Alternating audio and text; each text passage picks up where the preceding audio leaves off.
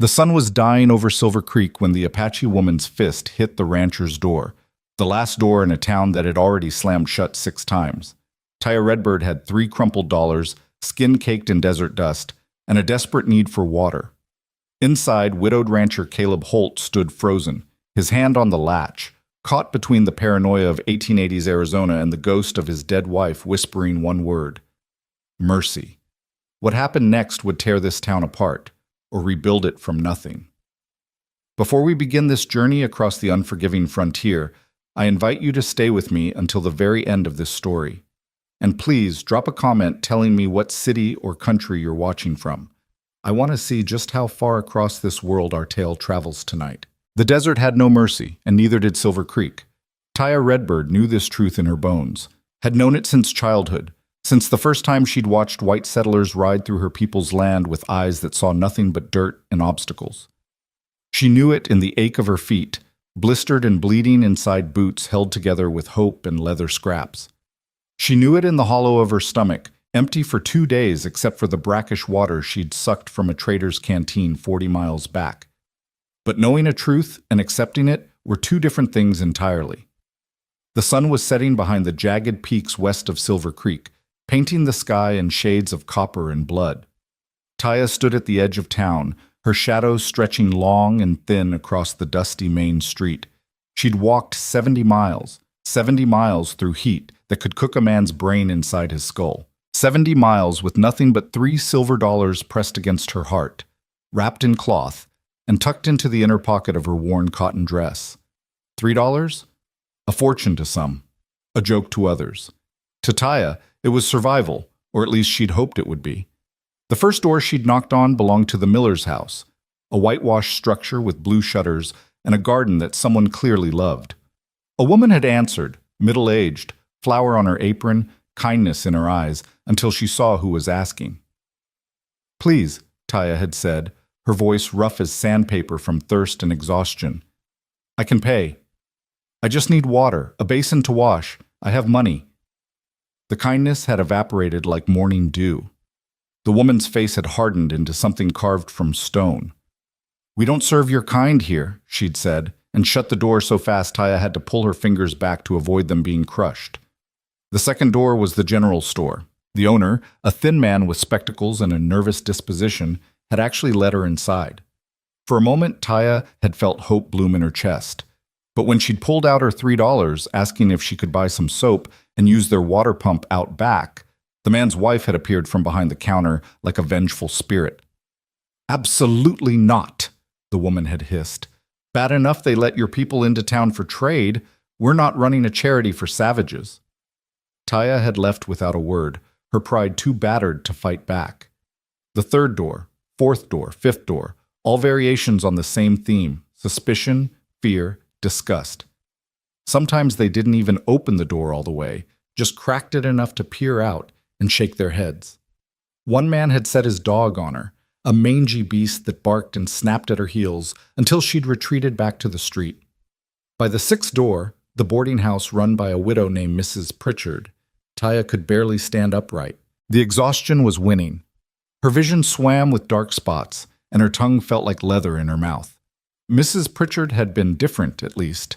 She'd opened the door fully, looked Taya up and down with something that might have been pity, and sighed. "I'm sorry, dear. I truly am. But if I let you stay here, if word gets out, I'll lose every boarder I have. This town, they're not ready for that kind of change." "I'm not asking to stay," Taya had whispered. "Just water, just a moment to wash the dust off. I'll pay." Mrs. Pritchard had glanced over her shoulder, as if checking whether anyone was watching, then looked back at Taya with genuine regret in her eyes. "I can't. I'm sorry. There's a ranch about a mile outside town, West Road, past the Crooked Oak. Caleb Holt's place. He keeps to himself. Might be your only chance." And then she too had closed the door. Taya had stood there on that porch for a long moment, swaying slightly, the world tilting around her. She'd come so far, asked for so little, and yet it was too much. But she was Apache. Her grandmother had survived the long walk. Her mother had buried 3 children and still woke every morning to greet the sun. Taya Redbird was not going to collapse in the street of a town full of people who wished she didn't exist. She would find this ranch, this Caleb Holt, and if he too turned her away, well, then she would lie down under the stars and let the desert take her back. The walk to Caleb Holt's ranch was the longest mile of Taya's life. Her legs moved by memory rather than strength, each step a negotiation between will and body. The sun had fully set now, leaving only the deep purple twilight that preceded true darkness. In the distance, coyotes called to each other, their voices sharp and lonely. The crooked oak Mrs. Pritchard had mentioned stood like a sentinel at the fork in the road, its trunk twisted by decades of desert wind into a shape that looked almost human, a bent old man pointing the way. Taya followed that wooden finger down a dirt path that wound between clusters of sagebrush and patches of dried grass. When the ranch house came into view, she nearly wept. It wasn't grand, not by any measure.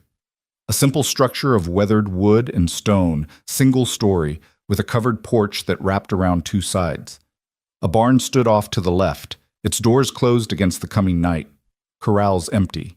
A windmill turned slowly in the breeze, its metallic groan carrying across the quiet land. Smoke rose from the chimney, gray against the darkening sky. Someone was home. Taya approached slowly, her hand unconsciously moving to touch the $3 against her chest. This was it. The last door, the last chance. She climbed the 3 steps to the porch, each one requiring effort that seemed monumental. Her hand raised, hesitated. What if he's like the others? What if he's worse? But what choice did she have? Her knuckles struck wood. Once, twice, 3 times. Inside she heard movement, footsteps, the scrape of a chair, then silence. She could feel him on the other side of the door, frozen, deciding. "Please," she said, her voice barely above a whisper, but she knew he could hear. "I don't mean harm. I just need water. I have money. $3. I just need to wash." More silence.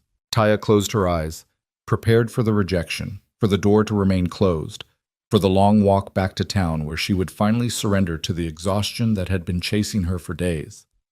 But then, the sound of a bolt sliding back. The door opened. Caleb Holt was not what Taya had expected. She'd braced herself for hostility, for cruelty, for another variation of disgust and dismissal. Instead, the man standing in the doorway looked as worn down by life as she felt. He was perhaps 40 years old, though hard living might have made him look older than he was. Tall, broad-shouldered, with dark hair graying at the temples and lines carved deep around his eyes and mouth. He wore work clothes, denim trousers, a flannel shirt with the sleeves rolled up, suspenders hanging loose at his sides. But it was his eyes that caught her. Gray-blue, like storm clouds over mountains.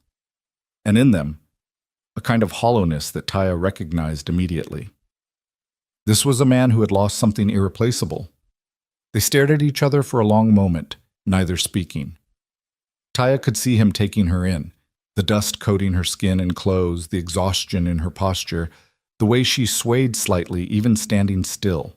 She watched him warn with himself, saw suspicion and caution battle against something else, something that looked like memory. "You came from town," he finally said. It wasn't a question. "Yes." "They turned you away." "Yes." He nodded slowly, as if this confirmed something he already knew about Silver Creek and its inhabitants. His jaw tightened. "How many doors?" "6, Taya said. "Before Mrs. Pritchard told me about you." "Clara Pritchard told you to come here?" Something flickered in his expression, surprise perhaps, or irony. "She said you keep to yourself, that you might be my only chance." Taya pulled out the $3, held them up with a trembling hand. "I can pay. I'm not asking for charity, just water, soap, a basin to wash in. I'll be gone before dawn." Caleb stared at the money for a long moment, then back at her face. She saw something shift in his expression, a decision being made, a line being crossed. "Put your money away," he said quietly. Taya's heart sank. Here it comes. The rejection. But instead of closing the door, he stepped back and opened it wider. Come inside. Taya didn't move at first. She'd been rejected so many times today that kindness felt like a trap. I won't hurt you, Caleb said, misreading her hesitation. I'm just offering water and a place to clean up. That's what you asked for, isn't it? Yes, Taya managed, but no buts. You're dead on your feet and it'll be full dark soon. The desert at night is no place for anyone, especially not someone who looks like they've been walking for days. He gestured into the house. Come on, before I change my mind. That last part, said with the hint of self-deprecating humor, somehow convinced her more than anything else could have. A man who could mock his own hesitation was a man who'd already made his choice. Taya stepped across the threshold. The interior of the ranch house was simple but clean. A main room served as kitchen, dining area, and living space all in one. A stone fireplace dominated one wall, flames crackling behind a metal grate. A wooden table with 2 chairs sat near the kitchen area. Shelves lined the walls, holding plates, cups, jars of preserved foods. A door led to what she assumed was a bedroom. Everything was tidy, orderly, but there was a quality to the tidiness that spoke of duty rather than love, as if the man who lived here maintained it out of habit, not desire. Sit, Caleb said, gesturing to one of the chairs. Before you fall down. Taya wanted to protest, to maintain her dignity, but her body betrayed her. She sank into the chair, and the relief of sitting was so profound she had to suppress a groan. Caleb moved through the kitchen with practiced efficiency. He grabbed a large pot, carried it to the pump by the sink, and began filling it with water. The sound of the pump, squeak, splash, was hypnotic. Taya watched him work, trying to understand this man who'd opened his door when 6 others had closed theirs. Thank you, she said quietly. He didn't turn around. Don't thank me yet, just sit there and rest. When the pot was full, he carried it to the fireplace and hung it on a hook over the flames. Need to heat it, won't take long. He grabbed a second, smaller pot and filled it with cold water, brought it over with a tin cup. Drink, slowly. Taya took the cup with trembling hands and raised it to her lips. The water was cool, clean, perfect. She wanted to gulp it down, to drain the entire pot, but she forced herself to sip slowly as he'd instructed. Even so, the relief was immediate and overwhelming. When did you last eat? Caleb asked. Day before yesterday, some jerky and hard biscuit. He nodded, moved back to the kitchen, and began pulling items from the shelves. Bread, cheese, some kind of dried meat. He assembled a simple meal on a plate and set it in front of her. Eat. I can pay. I don't want your money. His voice was firm but not unkind. Just eat. Taya ate. She tried to maintain composure, to eat slowly and with dignity, but hunger won out. The bread was fresh, the cheese sharp, the meat salty and satisfying. She devoured it in minutes, barely pausing to breathe. Caleb watched her without comment, then refilled her cup of water. There's more if you want it. This is enough. Thank you. She wiped her mouth with the back of her hand. You're very kind. I'm not kind, he said, surprising her with his bluntness. If I were kind, I would have opened the door faster. There was something in his voice, guilt, perhaps, or shame, that made Taya study him more carefully. But you did open it. Eventually. He checked the pot over the fire, testing the water temperature with his finger. My wife used to say that decency delayed is decency denied. She was right about most things.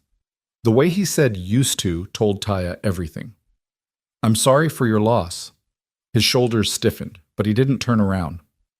It's been 2 years. People keep telling me it gets easier. Does it? No. The single word was flat, final. Then he seemed to shake himself, pulling back from whatever dark place he'd ventured into. He grabbed a large basin from a shelf and set it on the floor near the fireplace. Water's almost ready. There's soap on the shelf and I can fetch some towels. You can wash here by the fire. It's warm. Taya stood slowly, her legs protesting. You're letting a stranger into your home, feeding her, giving her water to wash with. You don't even know my name. He looked at her then, really looked at her, and she saw something ancient and sad in his eyes. "You're a human being who needed help. That's all I need to know." He paused. "But I'm Caleb. Caleb Holt." "Taya Redbird." He nodded once, as if filing the information away.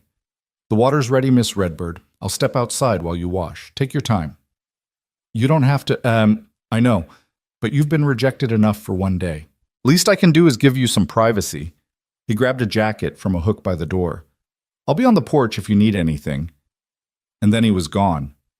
The door closing softly behind him, leaving Taya alone with the fire and the water and a kindness so unexpected it made her throat tighten with emotion. Taya stood alone in Caleb Holt's home, listening to the crackle of the fire and the sound of her own breathing. For a long moment she didn't move, couldn't quite believe this was real. After so many rejections, after so much cruelty disguised as caution, this simple act of human decency felt almost miraculous. She moved to the pot hanging over the fire and carefully lifted it down using the towel Caleb had left draped over the mantel. The water was hot, not scalding, but hot enough to steam in the cooling evening air. She poured it into the basin, then added cold water from the pump until the temperature was perfect. The soap on the shelf was simple lye soap, rough and unscented, but to Taya it might as well have been the finest luxury. She took it down, along with the towels Caleb had mentioned, and knelt beside the basin. For a moment, she just looked at the water, at the reflection of the firelight dancing across its surface. When was the last time she'd been truly clean? Weeks, at least. Maybe longer. The desert got inside you, became part of you, in your hair, under your nails, ground into your skin until you forgot what it felt like to be anything else. Taya began with her hands, plunging them into the warm water and watching the dirt dissolve away in dark clouds. She scrubbed with the soap, working it between her fingers, under her nails, up her forearms. The water turned gray almost immediately. She moved on to her face, splashing the warm water over her skin, feeling the accumulated grime of days begin to lift away. She scrubbed her neck, her ears, behind her ears. With each pass of the cloth, she felt more human, less like a thing the desert had spit out. But it was her hair that needed the most attention. She'd worn it in a long braid down her back, but the dust had infiltrated even that. She undid the braid, letting her hair fall past her shoulders, dark and thick, and so dirty it had lost all its natural sheen. She dunked her head into the basin, soaking her hair completely, then worked the soap through it with her fingers. It took 3 rinses before the water finally ran clear. When she sat back on her heels, breathing hard from the effort, she felt transformed. The exhaustion was still there. That wouldn't disappear with just soap and water. But the layer of filth that had made her feel less than human was gone. She was herself again. Taya Redbird. A woman, not a burden. A person, not a problem. She wrung out her hair as best she could, then used one of the towels to dry it partially. The other towel she used to clean her feet, blistered and bleeding in places, covered in calluses and scabs. She worked gently, wincing at the pain, but determined to be thorough. When she was done, she looked down at the water in the basin. It was nearly black. The physical evidence of just how much she'd needed this, how desperate her situation had been. And this man, this stranger who owed her nothing, had given it freely. Taya stood, smoothed down her dress, still dusty and worn, but at least she was clean beneath it, and rebraided her hair. She picked up the basin, carried it to the door, and pushed it open with her hip. Caleb was sitting on the porch steps, looking out at the darkness that had fully descended while she'd been washing. He turned at the sound of the door, then stood quickly. "You're done?" "Yes. Where should I—" She gestured at the basin of dirty water. "I'll take it." He took the basin from her hands, carried it to the edge of the porch, and tossed the water out onto the dry ground. "Feel better?" "More than I can say." Taya reached into her dress pocket, pulled out the $3. "Please, I know you said you didn't want payment, but— and I meant it." His voice was gentle but firm. "Put your money away, Miss Redbird. But water and soap, the food, your time, it's worth nothing," he interrupted. "Or rather, it's worth exactly what it cost me, which is almost nothing. You don't owe me money for basic human kindness." Taya stared at him, this tall, worn man standing in the darkness of his porch, holding an empty basin. "Why?" she finally asked. "Why did you open the door when so many others didn't?" Caleb was quiet for a long moment, looking out at the dark prairie. When he spoke, his voice was soft, almost as if he were talking to himself. My wife, Rachel, she died 2 years ago. Fever that the doctor couldn't cure, couldn't even explain. She was gone in 3 days. He paused, his throat working. Before she died, when she knew she wasn't going to make it, she made me promise something. She said, Caleb, when I'm gone, don't let this world make you hard. Don't let grief turn you into stone. Promise me you'll remember that everyone you meet is carrying their own burden, and sometimes the only thing standing between a person and complete despair is someone else's willingness to open a door. Taya felt tears prick at her eyes. She sounds like she was a remarkable woman. She was. He set the basin down, turned to face her fully. I've broken that promise more times than I can count these past 2 years. I've kept to myself, avoided town, avoided people. When you knocked on my door tonight, my first instinct was to pretend I wasn't home, to let you walk away like everyone else did. He shook his head. But I heard her voice, clear as day, reminding me of that promise. So I opened the door. I'm glad you did. So am I. He offered a small smile, the first she'd seen from him. You can sleep in the barn if you'd like. It's clean, there's fresh hay, and it's warmer than sleeping outside. I don't want to impose. You're not. I'm offering. He gestured toward the barn. Come on, I'll show you. The barn was indeed clean and surprisingly cozy. Caleb lit a lantern that hung from a beam, casting warm light across the interior. There were 3 stalls, all empty. Bales of hay stacked neatly along one wall, tools organized on the other, a ladder leading up to a loft where more hay was stored. I sold off most of my horses last year, Caleb explained, his voice echoing slightly in the space. Didn't need them anymore, and couldn't afford to keep them fed. Just kept one for riding into town when necessary. He pointed to the loft. There's more hay up there, cleaner and softer. You'll be comfortable enough. Taya climbed the ladder, and Caleb was right. The hay in the loft was fresh and sweet-smelling. It would be more comfortable than any place she'd slept in weeks. Thank you, she called down, for everything. Caleb nodded, his face half in shadow from the lantern light. You're welcome. I'll bring you a blanket and leave it at the bottom of the ladder. Door locks from the inside if that makes you feel safer. I feel safe enough, Taya said, and she was surprised to find it was true. He turned to leave, then paused. Miss Redbird, where were you headed? Before Silver Creek? Taya settled into the hay, feeling the exhaustion pulling at her like an undertow.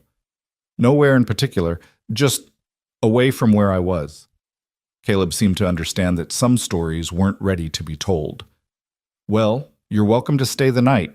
In the morning, if you're still needing to move on, I can give you some supplies for the road. You've already given me so much. Maybe. He picked up the lantern. Or maybe you've given me something too. Reminder that I'm still capable of doing the right thing when it matters. That's worth more than $3. He nodded to her. Good night, Miss Redbird. Good night, Mr. Holt. He descended the ladder, and she heard his footsteps cross the barn, heard the door open and close. A moment later, she saw light from the lantern moving across the yard toward the house, growing smaller until it disappeared inside. Taya lay back in the hay, staring up at the dark rafters of the barn, listening to the night sounds of the desert, the wind, the distant coyotes, the creak of the windmill. For the first time in days, she felt safe, clean, fed, protected. And all because one man had remembered a promise to his dead wife. She pulled the $3 from her pocket, looked at them in the dim light filtering through the cracks in the barn walls.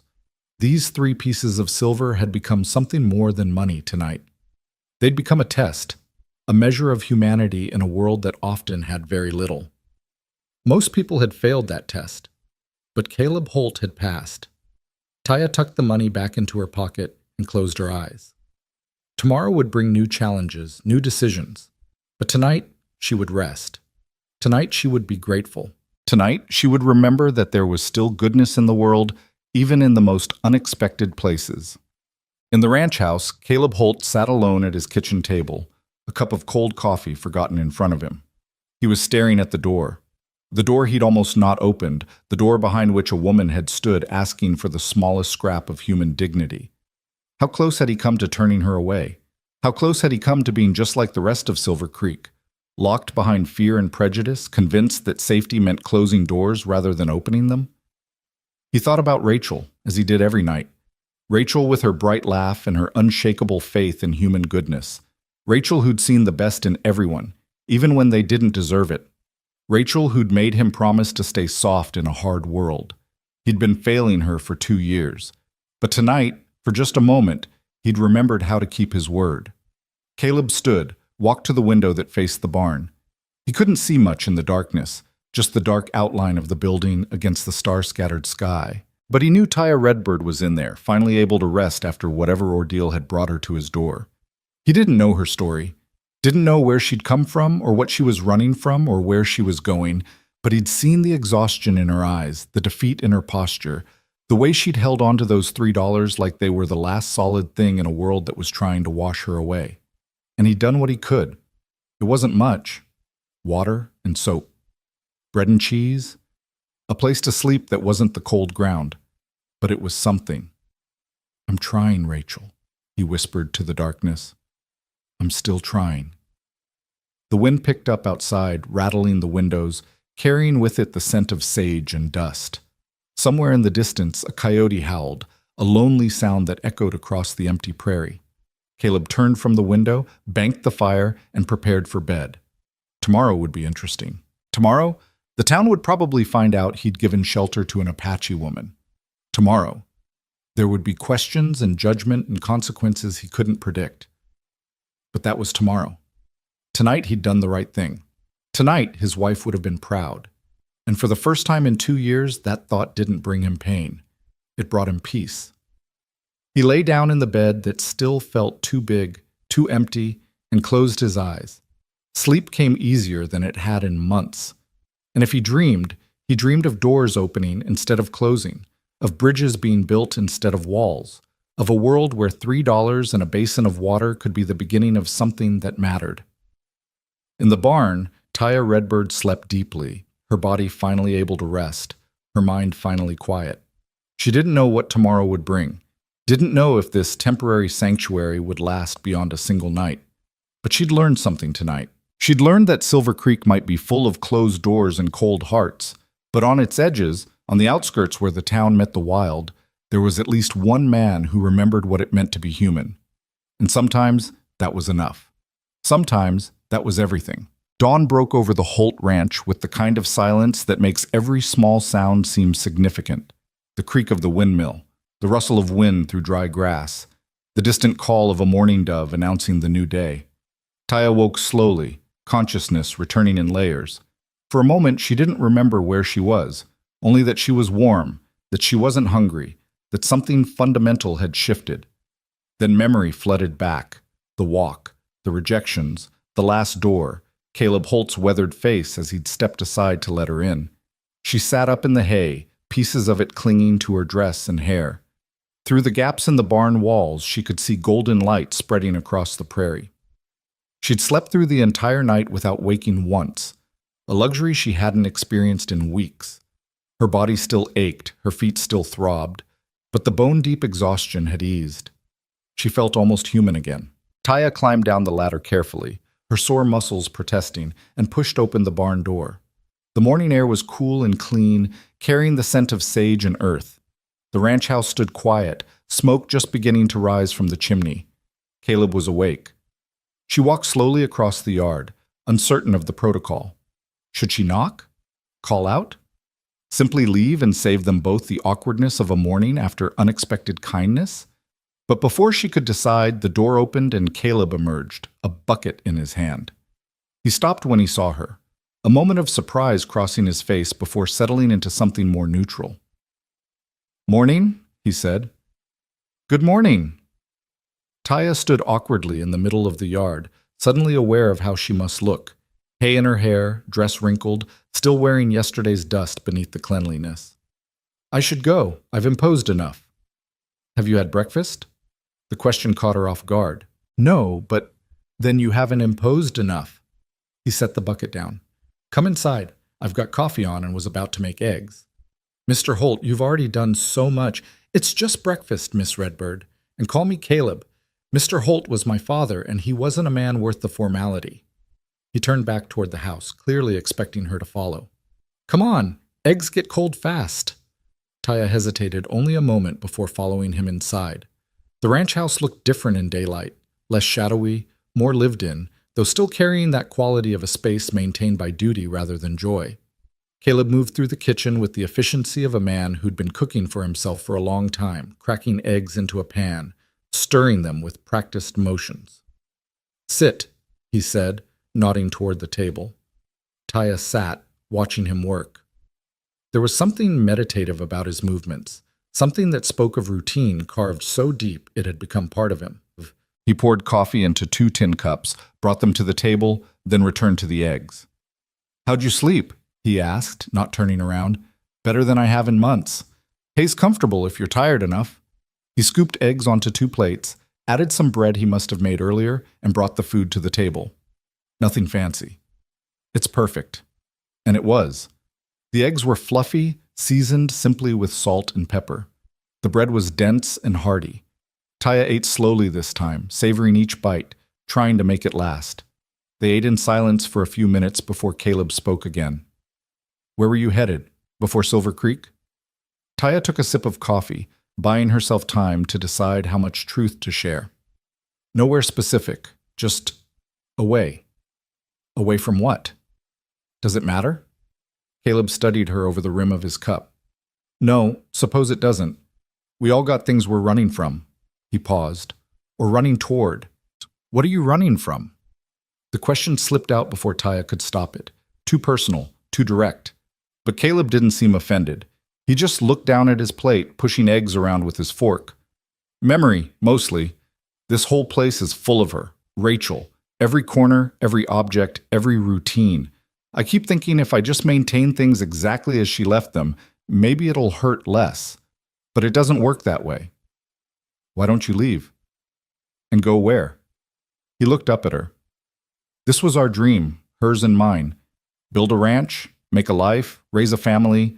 She's buried out past the East Corral, under a cottonwood tree she loved. I can't just leave her. Taya understood that kind of loyalty, that kind of love that persisted beyond death. She was lucky to have you. I was the lucky one. He stood abruptly, as if the emotion was too much, and began clearing the plates.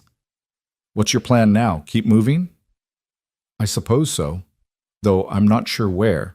You got skills? Things you can do? Taya bristled slightly at the question, hearing echoes of every person who'd ever assumed she was useless because of who she was. I can mend things, sew, cook, work with leather. I'm good with animals. I can shoot if needed. I'm not helpless, if that's what you're asking. Wasn't implying you were.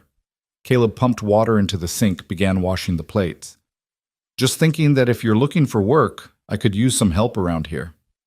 Taya stared at his back. What? You said you wanted to work for the water and soap. Well, there's more work here than I can handle alone. Fences need mending. Garden's a disaster. Rachel used to keep it beautiful, but I don't have her touch.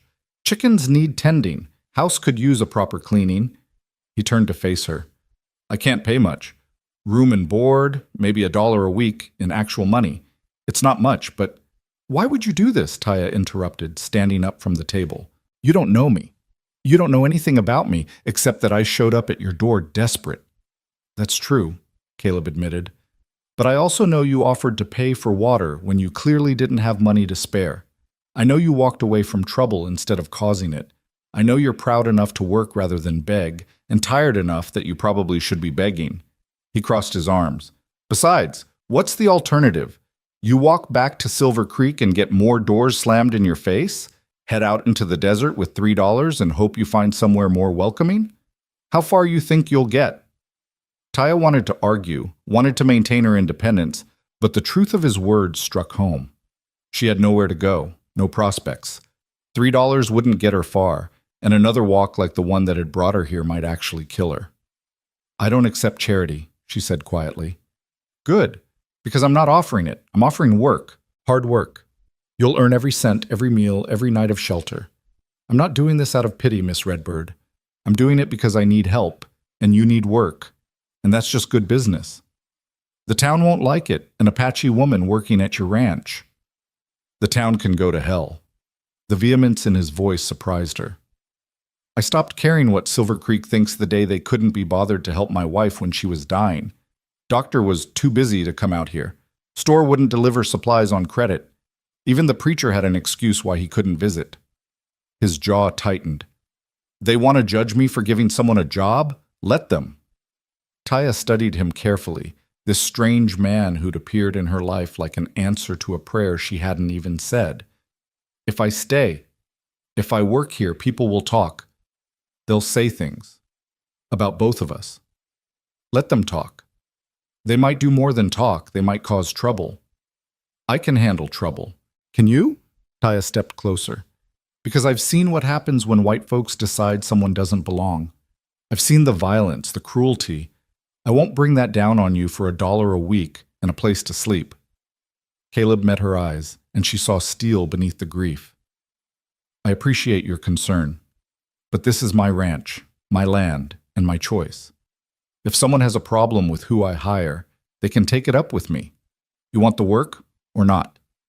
It was pride that almost made her refuse. Pride and fear and the certainty that this arrangement would end badly for one or both of them.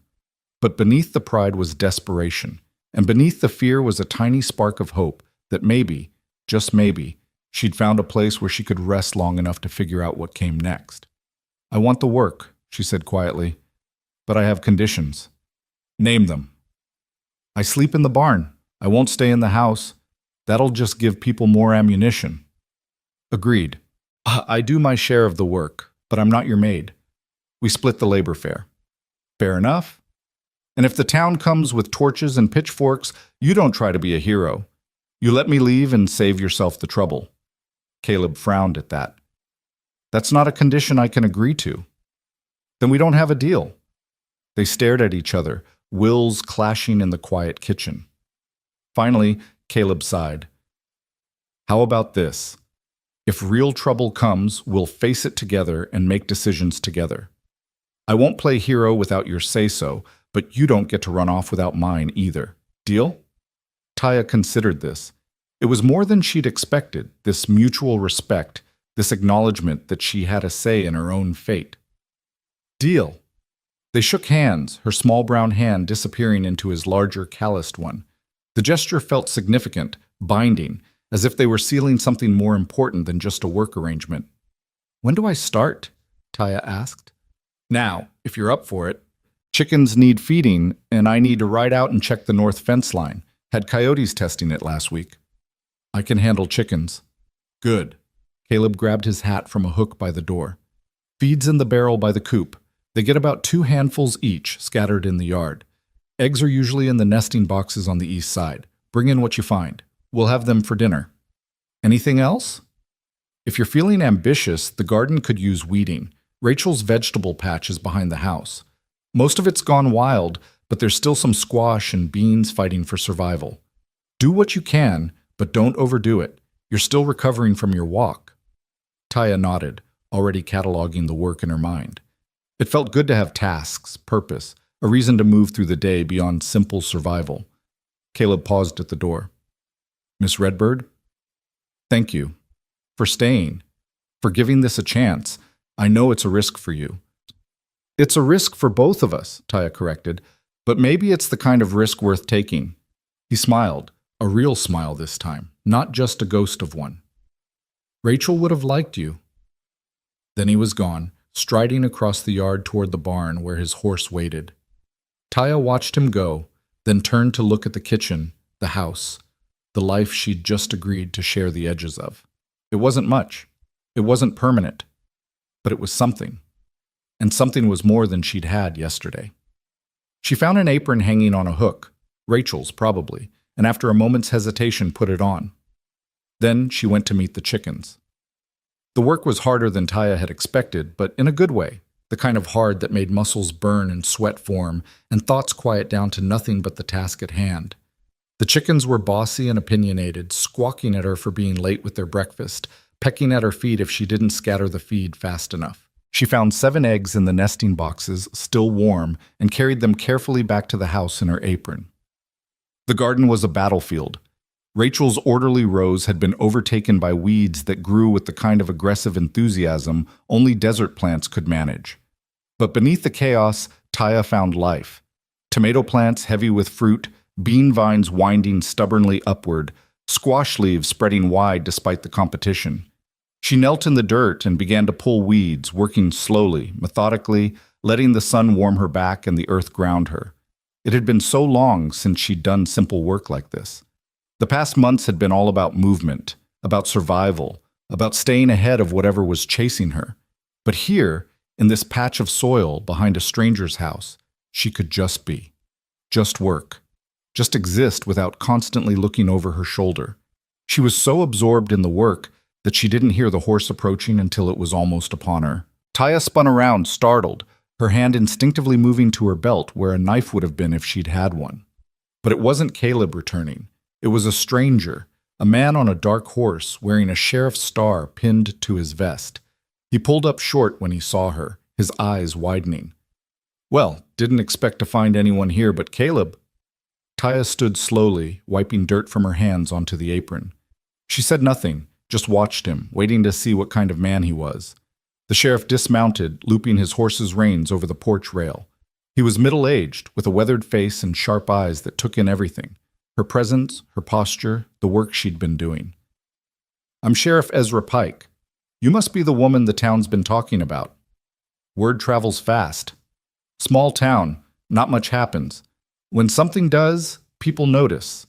He tilted his head. "You got a name?" "Taya Redbird. Miss Redbird." He nodded, as if filing the information away. "Mrs. Pritchard mentioned you came through yesterday, that she sent you out here to Caleb's place. Wanted to make sure you'd arrived safely." There was something in the way he said it. Not quite accusation, not quite concern, but something in between. Taya chose her words carefully. "Mr. Holt was kind enough to offer me water and a place to sleep. This morning, he offered me work. I accepted." Pike's eyebrows rose. "Work? Here. Is that a problem, Sheriff?" "Problem? No. Surprising? Yes. Caleb Holt hasn't let anyone step foot on this property in 2 years, let alone hired someone to help out." He glanced around the yard. "Place does need the help, though. Man can't keep up a ranch alone." "Then everyone should be happy he's found assistance." Pike smiled slightly at that. "You'd think, but this is Silver Creek, and people here don't always think the way they should." He crossed his arms. "I'm going to be straight with you, Miss Redbird. There's going to be talk. Some folks aren't going to like seeing you here. They're going to have opinions, and those opinions aren't going to be kind." "I'm used to unkind opinions, Sheriff." "I'm sure you are. But Caleb, he's not used to being the subject of them. He's been the town hermit, the grieving widower everyone leaves alone. This changes that, changes how people see him." "Then maybe people should mind their own business." Pike laughed, a short, sharp bark of genuine amusement. "You've got spine, I'll give you that." His expression sobered. "Look, I'm not here to cause trouble or chase you off. Hell, I think it's about time someone shook this town up a little. But I am here to tell you that if there is trouble, and there might be, you come to me. Don't try to handle it yourself. Don't give them an excuse to escalate. Understand?" Taya studied him, trying to read beneath the words. "You're saying you'll help? If it comes to that?" "I'm saying the law's the law, and it applies to everyone, regardless of what they look like or where they come from. That's not a popular stance around here, but it's my stance." He settled his hat more firmly on his head. "Where's Caleb?" "Checking fence lines. North pasture, I think." "I'll catch up with him." Pike moved toward his horse, then paused. "Miss Redbird, for what it's worth, I think you did the right thing taking this job. And I think Caleb did the right thing, offering it. Sometimes the right thing's the hard thing, but that doesn't make it less right." "Thank you, Sheriff." He nodded and swung up into his saddle. "I'll be around. You need anything? You know where to find me." Then he rode off toward the north pasture, leaving Taya alone with her thoughts, and a slowly growing sense that maybe, just maybe, Not everyone in Silver Creek was going to be an enemy. She returned to the garden, but her mind was elsewhere now. The sheriff's visit had been friendly enough, but it confirmed what she already knew. Her presence here was going to cause ripples. The question was whether those ripples would settle into calm water or build into a storm. Caleb returned an hour later, riding in with Sheriff Pike beside him. They were talking in low voices, and both looked serious. Taya watched them from the garden, trying not to appear too interested, but Caleb caught her eye and gestured for her to join them. She walked over slowly, brushing dirt from her skirt. "Sheriff Pike says the town's buzzing," Caleb said without preamble. "Multiple people saw you arrive yesterday, saw you rejected at various doors, saw where you ended up. By this morning, half of Silver Creek was convinced I'd either thrown you off the property or—" He trailed off, uncomfortable. "Or what?" Taya demanded. Pike cleared his throat. "Or done something inappropriate. People have active imaginations when it comes to situations they don't understand." "So what do we do?" Caleb asked. "Nothing," Taya said firmly. "We do nothing. I work, you pay me, and what anyone else thinks is their problem." "It's not that simple," Pike said. "People are going to want answers. They're going to ask questions. And if you don't give them something, they'll make up their own stories." "What kind of answers?" Caleb's voice was sharp. "The official kind. A work contract. Something that makes this arrangement legitimate. Papers that say Miss Redbird is employed here in a legal capacity with proper wages and terms." Pike shrugged. "I know it sounds bureaucratic, but it gives you protection. Gives you both protection."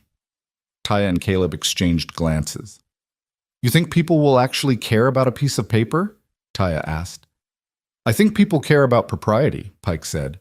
"And in this town, propriety means paperwork. You sign a contract in front of witnesses, file it with me as an official employment agreement, and suddenly this becomes a business arrangement instead of whatever else they want to imagine." "I'll do it," Caleb said, "if Miss Redbird's willing." "I'm willing," Taya said, "but I want something clear on that paper. I can leave any time I want. This isn't indentured servitude." "Of course not," Pike said quickly. "I'll draw up something fair. Both parties can terminate the agreement with 1 week's notice. How's that?" "Fine," Caleb said. "Good. I'll bring the papers by tomorrow. In the meantime," Pike looked between them. "Be visible. Work where people can see you if they ride by. Don't give anyone ammunition to claim something improper is happening. Keep things professional." "We are professional," Taya said coldly. "I know that, but the town doesn't. Not yet." Pike mounted his horse. "Caleb, you might want to come into town yourself in the next day or two. Show your face. Let people see you're fine, that you're still the same man you were before. It'll help calm things down." Caleb nodded reluctantly. "I'll think about it." "Don't think too long. The longer you hide out here, the more stories people will invent." Pike tipped his hat to both of them. "Take care, both of you." They watched him ride away, dust rising from his horse's hooves. "Well," Caleb said after a long moment, "that was interesting." "He seems like a decent man," Taya offered. "He is. Known as Pike for years. He's fair, even when fair isn't popular." Caleb looked at her. "You sure you want to go through with this? The contract, the official arrangement? It's going to tie you here, at least in people's minds." "I'm already tied here," Taya said. "At least this way, I'm tied legally, instead of just by gossip." She met his eyes. "Unless you're having second thoughts?" "No." His answer was immediate and firm. "No second thoughts. If we're doing this, we do it right. Papers, contracts, everything above board. I won't have anyone questioning your character or mine. Then we sign papers tomorrow." "Tomorrow," Caleb agreed. They stood there for a moment, the weight of the decision settling over them. They were no longer just a desperate woman and a grieving widower who'd stumbled into an arrangement. They were becoming something more formal, more permanent, more visible. And with that visibility would come scrutiny, judgment, and danger. But looking at Caleb's determined face, seeing the steel in his spine despite the grief that still haunted his eyes, Taya felt something she hadn't felt in a long time. Hope. Maybe not everything in this world was designed to break her. Maybe, just maybe, she'd found a place where she could stand her ground and fight for the right to exist on her own terms. "I should get back to the garden," she said.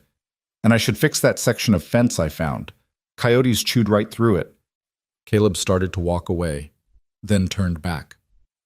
Taya, thank you for not running when Pike showed up, for not taking the easy way out. There is no easy way out, Taya said. Not for people like me. So I might as well make my stand somewhere it matters. Caleb smiled at that. A sad smile, but genuine. Rachel would have said the same thing.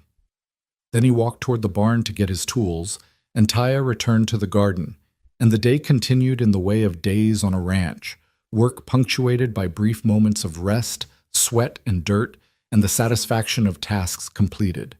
But beneath the ordinary rhythm of labor, something was building. A story was beginning in Silver Creek, one that would test both of them in ways they couldn't yet imagine. A story about $3 and a basin of water and the door that opened when all others had closed. A story about what it costs to be decent in an indecent world, and whether that cost is worth paying. The sun climbed higher, beating down on the ranch with relentless heat. Taya worked until her back ached and her hands were raw, but she didn't stop. This was her place now, earned with sweat and determination. This was her stand, and she would hold it no matter what came next. The next morning arrived with the kind of bright, merciless sunlight that turned everything sharp and clear. Taya was already awake when Caleb emerged from the house, having spent the pre-dawn hours mending a tear in her dress by lantern light in the barn. She'd learned long ago that idle hands made room for doubt, and doubt was a luxury she couldn't afford. She was feeding the chickens when she heard the sound of multiple horses approaching. Her hand stilled mid-scatter, seeds falling from her fingers as she turned toward the road. 3 riders were coming up the drive. Sheriff Pike in the lead, followed by 2 men Taya didn't recognize. One was elderly, thin as a rail with white hair visible beneath his hat. The other was younger, perhaps 30, with the careful posture of someone who worked with books rather than cattle. Caleb emerged from the barn, hammer in hand, and stopped when he saw the visitors. His jaw tightened, but he walked forward to meet them, and Taya found herself moving to stand beside him without consciously deciding to do so. "Morning, Ezra," Caleb said, his tone neutral. "Caleb, Miss Redbird." Pike dismounted, and the other 2 men followed suit. "Brought the papers like I said I would.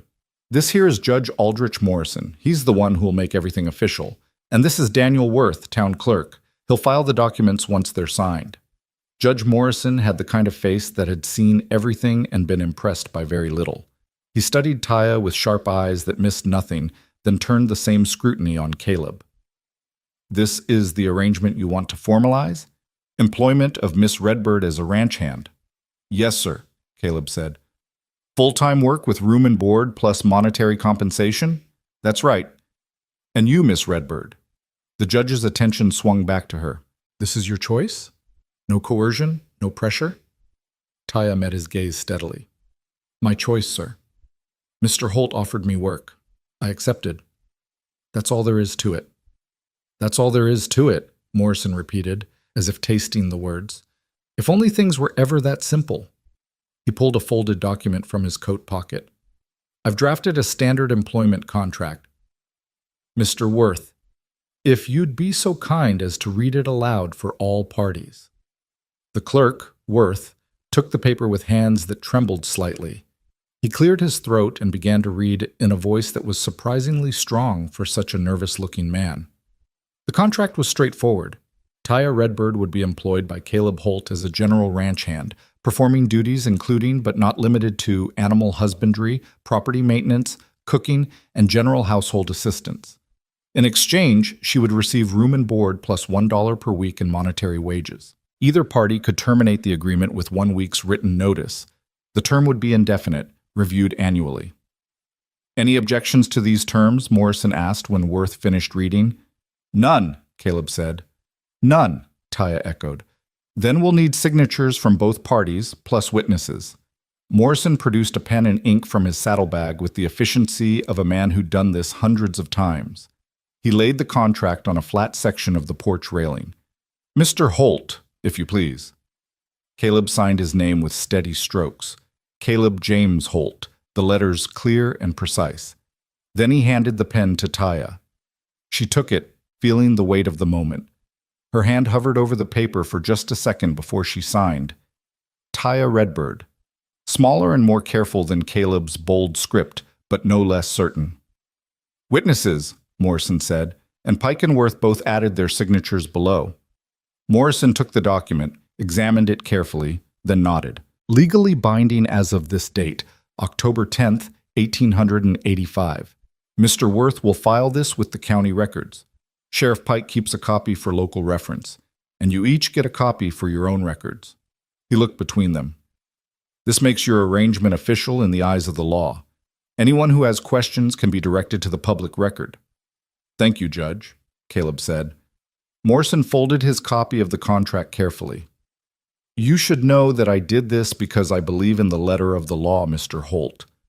Every person has the right to work, and every property owner has the right to hire whom they choose. But you should also know that belief in the law and popular opinion are often two very different things. I'm aware of that, sir. Are you? Morrison's gaze sharpened. Because what you've done here, it's going to cause talk. It already has. By making it official, you've made it impossible to ignore. Some folks are going to see this as a challenge to their way of thinking.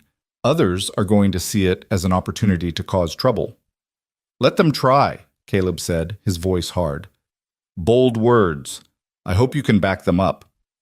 Morrison mounted his horse with the stiffness of age.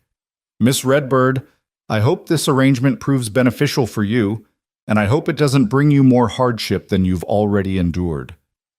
I can handle hardship, Judge, Taya said quietly. I believe you can. The question is whether you should have to. He tipped his hat. Good day to you both. The three men rode away, leaving Caleb and Taya standing in the yard with the morning sun beating down and the weight of official recognition settling over them like a cloak. Well, Caleb said after a long silence. It's done. It's done, Taya agreed. She looked down at her copy of the contract, at her name written in ink that would outlast memory. Does it feel different, being official? Feels more permanent, more real. He glanced at her. Any regrets? Ask me again in a week. That pulled a laugh from him. Brief, but genuine. Fair enough. Come on. If we're officially employer and employee now, I should probably show you the rest of what needs doing around here. He led her on a tour of the property, pointing out fences that needed repair, a water pump that stuck in dry weather, a section of roof on the barn that leaked when it rained. The list of work was endless, the kind of backlog that accumulated when one person tried to maintain what two had built together. Rachel and I bought this place 6 years ago, Caleb said as they walked along the eastern fence line. It was nothing but scrub land and hope. We built that house with our own hands. Well, with help from her father and brother, but mostly us. Took us 8 months. Every nail, every board, every stone in that fireplace. She designed the whole thing, drew it out on paper. Said she wanted a home, not just a house. Somewhere that felt like it was growing out of the land rather than sitting on top of it. Taya listened, hearing the love and loss in every word. She sounds like she was remarkable. She was. Caleb ran his hand along the fence post, testing its stability. Smart as a whip, tougher than leather, and kinder than anyone I ever met. She could outwork any man on the ranch, then turn around and quote poetry while making dinner. Never understood what she saw in me, to be honest. Maybe she saw what I see, Taya said before she could stop herself.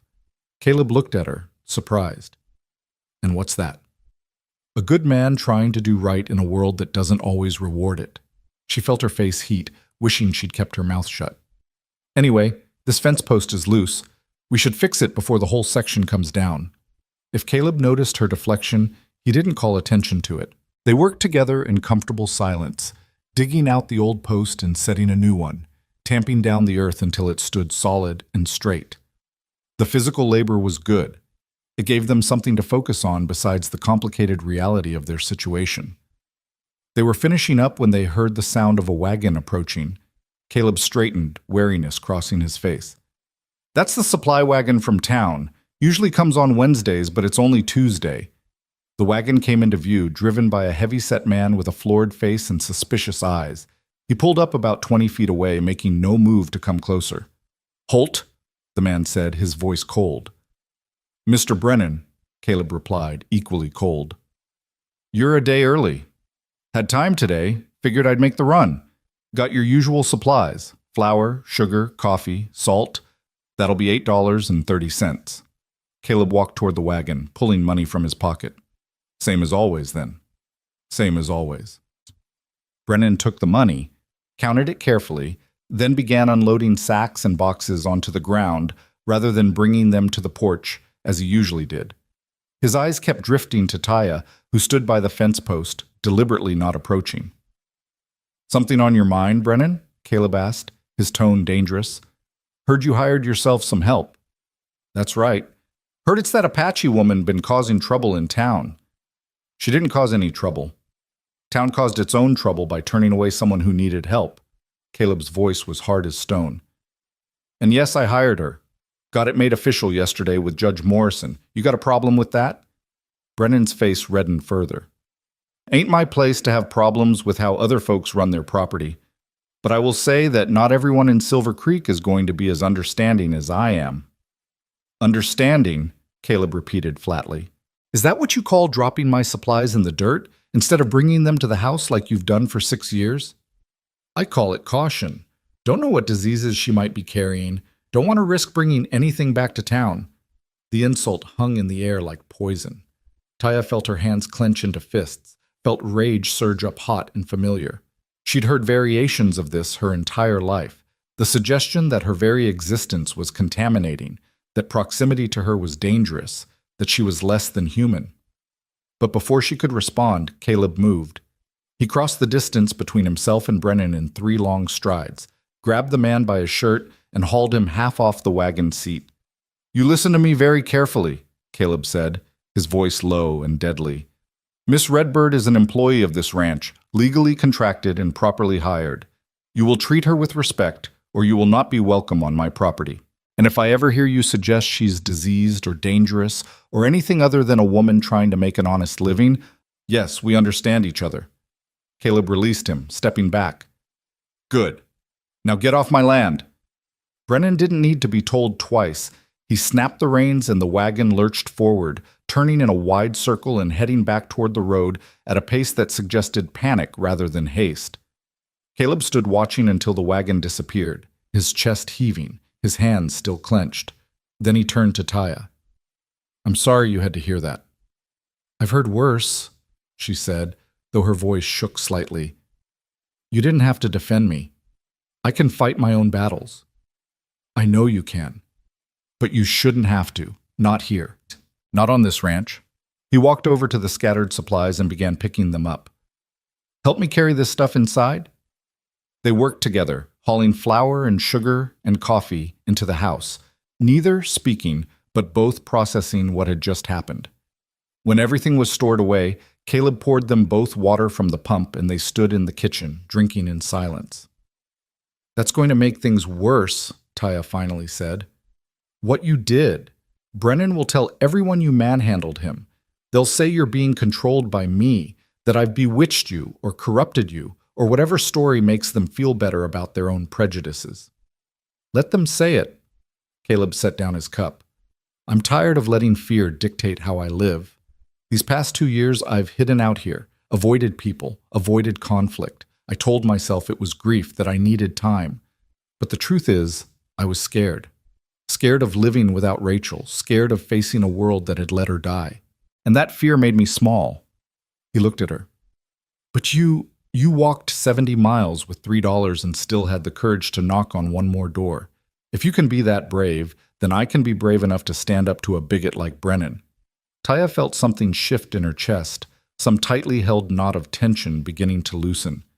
"You're a strange man, Caleb Holt." "I'll take that as a compliment." "It is one." She smiled despite everything. "Most men would have closed that door." "Most men are idiots." That surprised a laugh out of her, real and unguarded. Can't argue with that. The moment of levity was interrupted by more approaching horses. This time it was a group, 5 riders coming fast up the drive, dust billowing behind them. "Hell," Caleb muttered. "That didn't take long." They walked out onto the porch together, standing side by side as the riders approached. Taya recognized one of them, the man who'd set his dog on her when she'd knocked on his door in town. The others were strangers, all cut from the same cloth, hard-faced men with righteous anger in their eyes. The group pulled up in front of the house, their horses stamping and snorting. The man with the dog spoke first, his voice carrying across the yard. "Caleb Holt, we need to talk." "Then talk, Garrison, but make it quick. We've got work to do." Garrison's face reddened at the dismissal. "You can't just hire some savage off the street and expect the town to accept it. This is a decent community. We have standards." "Standards like turning away someone who needed help? Standards like judging a person based on their blood rather than their character?" Caleb's voice was cold. "Those are standards I can do without." "You're being a fool," another man spoke up, older, with gray streaking his beard. "You think this ends well? You think keeping her here doesn't put a target on your back?" "The only people putting targets anywhere are the ones riding onto my property uninvited to threaten me." Caleb crossed his arms. "Miss Redbird is legally employed here. Contract signed and filed. If you've got a legal complaint, take it to Judge Morrison. Otherwise, get off my land." "Judge Morrison's a fool too, signing off on this," Garrison spat. "But that paper doesn't mean anything if we decide it doesn't." Taya felt her heart rate spike, felt the familiar taste of fear in her mouth. This was how it started: the casual threats, the suggestions of violence, the slow build toward something terrible. She'd seen it before, lived through it before. She opened her mouth to tell Caleb she'd leave, that she'd save them both the trouble. But before she could speak, another voice rang out across the yard. "That sounded an awful lot like a threat, Garrison. Please tell me I misheard you." Sheriff Pike rode into the yard from the direction of the south pasture, his horse moving at a deliberate walk. His hand rested casually on his gun belt, and his expression was mild, almost friendly. But there was steel underneath. "Just having a conversation, Sheriff," Garrison said, though he looked distinctly uncomfortable. "Conversation. Right." Pike positioned his horse between the group and the porch. "Here's the thing about conversations.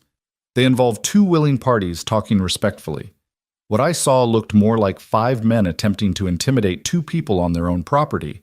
Now, I'm sure that's not what was happening, because if it was, I'd have to arrest all 5 of you for trespassing and threatening behavior." "We weren't threatening," the gray-bearded man started. "Then what were you doing?" Pike's voice remained pleasant, but his eyes were hard. "Because from where I'm sitting, it looked like you were trying to force Caleb to fire his legally contracted employee based on nothing but your own prejudices. And last I checked, that's not how the law works in this county." The 5 men exchanged glances, uncertainty replacing their earlier bravado. Apparently having the law on your side was one thing when the law wasn't physically present. It was quite another when Sheriff Pike was staring you down. "We're just concerned citizens, huh?" Garrison tried. "Then be concerned about actual crimes instead of making up problems where none exist." Pike shifted in his saddle. "Miss Redbird has broken no laws. Mr. Holt has broken no laws. Their employment arrangement is legal and proper. If you have complaints about it, you can file them through official channels. What you cannot do is form a mob and ride out here to intimidate them. Are we clear?" Silence stretched across the yard. Finally, Garrison jerked his horse's head around. "This isn't over, Holt." "Yes, it is," Pike said firmly. "It's over right now, unless you'd like to continue this conversation in a jail cell." The 5 men rode away, their earlier aggression deflated but not eliminated, just redirected, pushed underground where it would fester and grow. Taya watched them go, feeling the weight of inevitability settling over her. This was just the beginning, the first confrontation of many. Pike dismounted and walked over to the porch. "You two all right?" "Fine," Caleb said. "How did you know to come?" "Brennan came racing into town talking about how you'd assaulted him. I figured it was exaggeration, but I also figured it might stir up trouble, so I rode out to check." He glanced in the direction the riders had gone. "Glad I did." "Thank you," Taya said quietly, "for intervening." "Just doing my job, Miss Redbird. Keeping the peace means protecting everyone, not just the people who look or think a certain way."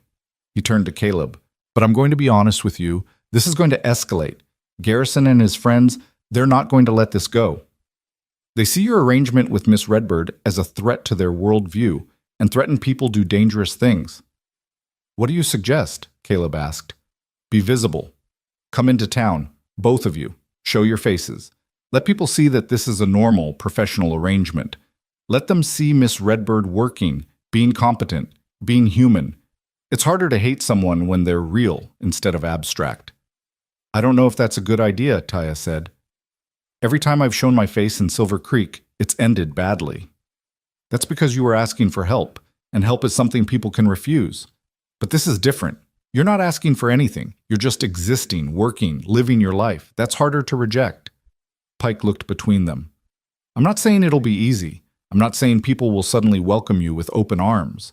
But silence and hiding only feed fear. Visibility fights it. Caleb considered this. When? Saturday.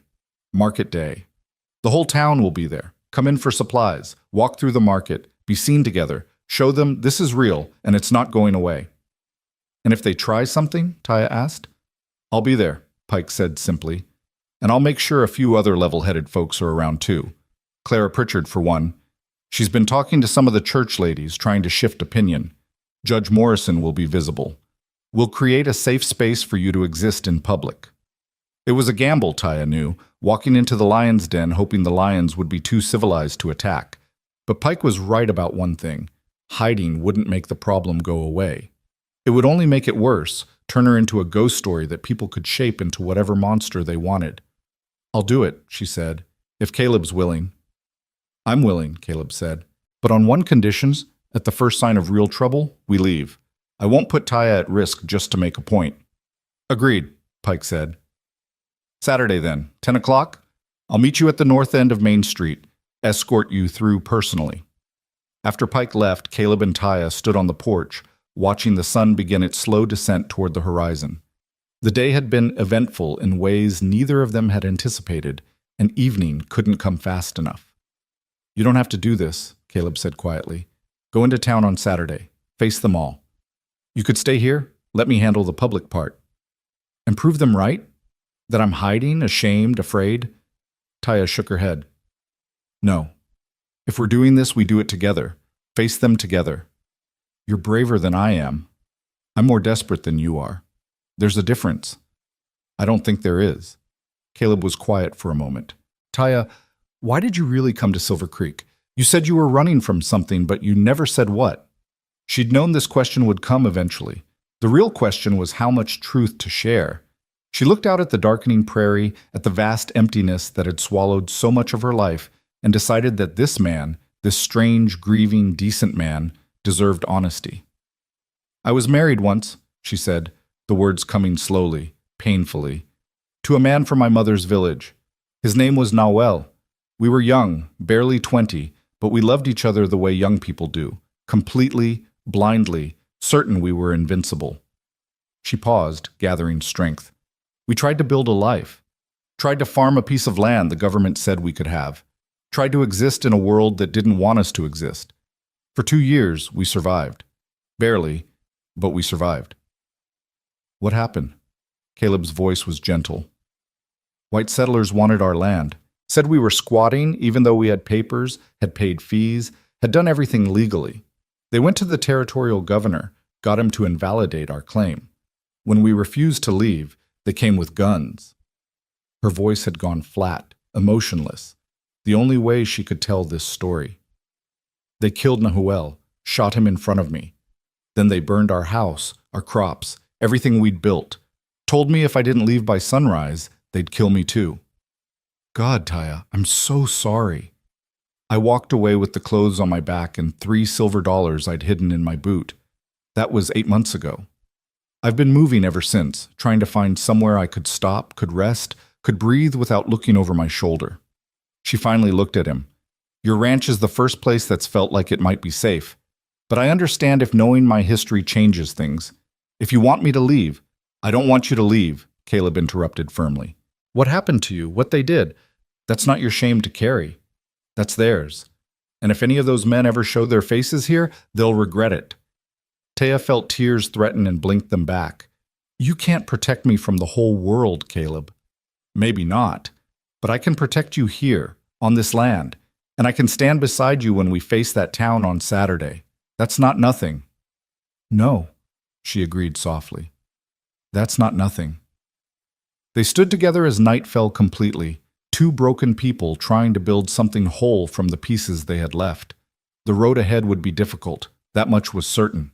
Saturday would test them both in ways they couldn't predict. And beyond Saturday lay weeks, months, maybe years of fighting for the right to simply exist without apology. But in this moment, on this porch, with stars beginning to appear overhead and the desert wind carrying the scent of sage and possibility, they had something neither had possessed in a long time. They had hope, and they had each other's backs. It would have to be enough. The days between Tuesday and Saturday moved with the strange duality of passing both too quickly and too slowly. Each morning, Taya woke in the barn loft to the sound of roosters and the knowledge that she was one day closer to walking back into Silver Creek. Not as a desperate stranger begging for help, but as someone with a right to be there. The difference should have felt empowering. Instead, it felt terrifying. She threw herself into work with an intensity that bordered on obsession. If she was going to face that town, she would do it with calloused hands and sun-darkened skin that proved she'd earned her place here. She mended every section of fence she could find. She weeded the garden until not a single intruder plant remained. She organized the barn, repaired leather tack that had been neglected, and even fixed the leak in the roof that Caleb had mentioned, climbing up despite his protests that it was too dangerous. "You're going to break your neck," he called up to her as she balanced on the pitched roof, hammering new shingles into place. "I've climbed worse," she called back, and it was true. The barn roof was nothing compared to the cliff faces she'd scaled as a child, following her grandmother to gather herbs that grew only in high places. Caleb stood below, hands on his hips, ready to catch her if she fell. "You don't have to prove anything, you know. I already hired you." "I'm not proving anything to you." She hammered another nail home with more force than necessary. "I'm proving it to myself." He seemed to understand that and said nothing more, just stayed there as her safety net until she climbed back down. They worked side by side in a rhythm that grew more natural each day, him showing her how he wanted things done, her absorbing the information, and often suggesting improvements based on methods she'd learned from her own people. At first he'd been hesitant to accept her changes, but after she'd reorganized the tool shed in a way that made everything more accessible, he'd started listening more carefully. "Your people have different ways of doing things," he observed one afternoon as they worked together to repair a water trough. "Efficient ways." "We've had to be efficient," Taya said, mixing clay and water to seal a crack. "When you're constantly being pushed onto smaller and worse land, you learn to make everything count. No wasted motion, no wasted materials." Rachel would have liked that philosophy. She was always after me to be more organized, more intentional. He paused in his work. "I think she would have liked you too. You've got the same kind of steel in your spine she had." It was the highest compliment he could have given, and Taya felt it settle warm in her chest. "Thank you." They finished the trough in silence, but it was a comfortable silence now, the kind that came from people learning to work as a team rather than as strangers forced together by circumstance. Wednesday evening, Clara Pritchard arrived unannounced, driving a small cart pulled by an elderly mule. Taya was in the garden when she heard the approach and immediately tensed, but Caleb emerged from the house and waved her over. "It's all right," he called. "It's just Clara." Taya approached cautiously as the older woman climbed down from her cart with surprising agility. Clara Pritchard was somewhere in her 60s, with steel gray hair pulled back in a severe bun and eyes that seemed to see straight through pretense to truth. She'd been the one to direct Taya to Caleb's ranch in the first place, and Taya wasn't sure whether to thank her or resent her for it. "Miss Redbird," Clara said, her voice brisk and businesslike. "I'm glad to see you're still here and apparently thriving. Caleb, you look better than you have in 2 years. Actual color in your face. Remarkable what having another human being around can do." "Clara," Caleb said, a warning note in his voice.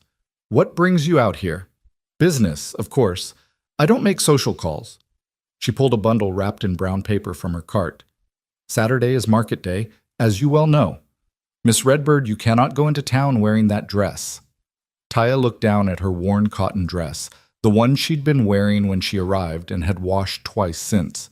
It was threadbare in places, patched in others, and had been faded by sun and hard living long before she'd come to Silver Creek. "It's all I have." "I'm aware. Which is why I've brought you this." Clara thrust the bundle into Taya's hands. It was my daughter's. She moved to San Francisco 3 years ago and left half her wardrobe behind. This should fit you. You're about the same size she was at your age. Taya unwrapped the paper slowly, revealing a dress of deep blue cotton with tiny white flowers printed on it. It had long sleeves, a high collar, and a full skirt that would fall to her ankles. It was simple, modest, and infinitely nicer than anything Taya had owned in years. I can't accept this, she said, trying to hand it back. It's too much. Nonsense, it's a dress, not the crown jewels. And you'll be doing me a favor by taking it. Been cluttering up my spare room for far too long. Clara's expression softened slightly. Besides, if you're going to walk into Silver Creek on Saturday, you need to look like you belong there.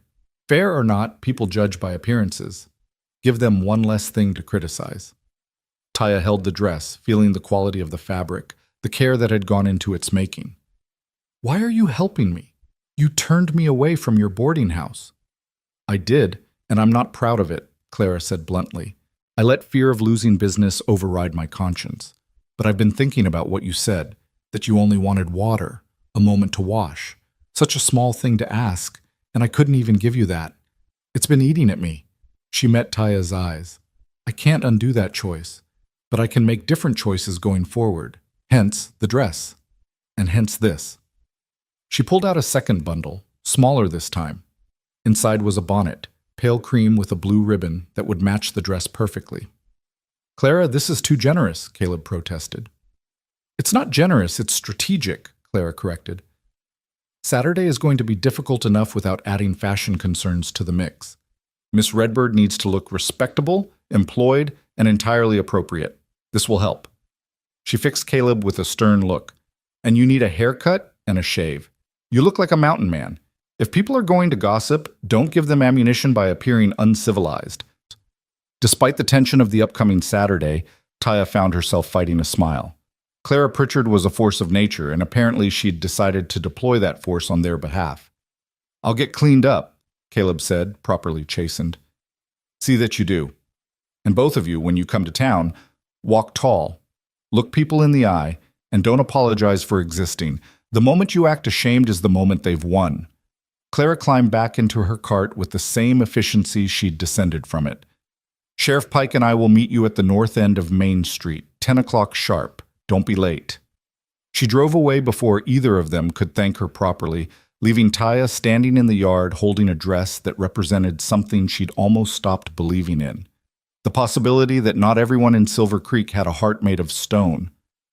That evening, Taya tried on the dress in the privacy of the barn. It fit perfectly, as if it had been made for her. She turned slowly in front of the small mirror Caleb had brought out, barely recognizing herself. She looked like a woman with a place in the world, with dignity and purpose. She looked like someone who belonged. The realization made her throat tight with emotion.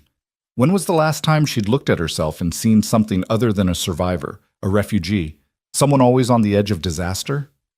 The dress couldn't change her circumstances, couldn't erase her history or guarantee her future, but it gave her armor, and right now she needed all the armor she could get. Thursday brought an unexpected visitor in the form of Daniel Worth, the nervous town clerk who'd witnessed the contract signing. He arrived mid-morning, alone, riding a horse that looked as skittish as its owner. "Mr. Holt, Miss Redbird," he said, dismounting with the careful movements of someone not entirely comfortable on horseback. "I hope I'm not intruding." "Not at all," Caleb said, though his posture suggested otherwise. "What brings you out here, Mr. Worth?" Worth pulled a leather satchel from his saddlebag. "I wanted to deliver your official copies of the employment contract. They're properly filed now, registered with the county. Everything legal and above board." He handed documents to both Caleb and Taya. "I also wanted to give you fair warning. There's been talk of a petition." "What kind of petition?" Taya asked, dread settling in her stomach. "A petition to invalidate employment contracts between white property owners and Indian workers. Some folks are trying to get enough signatures to pressure Judge Morrison into declaring such arrangements illegal." Worth's face flushed with embarrassment. "I'm not signing it for what it's worth. Neither are several others, but Garrison and his allies are pushing hard." "Can they do that?" Caleb demanded. "Can they just Make our contract illegal after the fact? Not easily, and not without a lengthy legal process. Judge Morrison has already said he won't entertain such a petition, says it violates both territorial and federal law. But that doesn't mean they won't try to make life difficult through other means. Worth adjusted his spectacles nervously. I thought you should know what you're walking into on Saturday. We appreciate the warning, Taya said quietly. Worth nodded, mounted his horse with visible relief at being able to leave, then paused. Miss Redbird, for what it's worth, I think you deserve to work wherever you're wanted. And I think Caleb's a good man for giving you that chance. Don't let the small mines in Silver Creek convince you otherwise. He rode away quickly, as if afraid he'd said too much. Caleb watched him go, then turned to Taya with grim determination in his eyes. They're going to fight us every step of the way. Yes, Taya agreed. They are. Are you still willing to go on Saturday? She looked down at the contract in her hands. Official, legal, binding. Her name and Caleb's, witnessed and filed. Proof that she had a right to be here, even if half the town disagreed. More than ever, she said. If they're trying this hard to push us out before we even show our faces, imagine how much it'll bother them when we do. That pulled a fierce grin from Caleb. Rachel used to say that the best response to bullies was to refuse to be bullied. Looks like you've got the same philosophy. Your wife was a wise woman. She really was.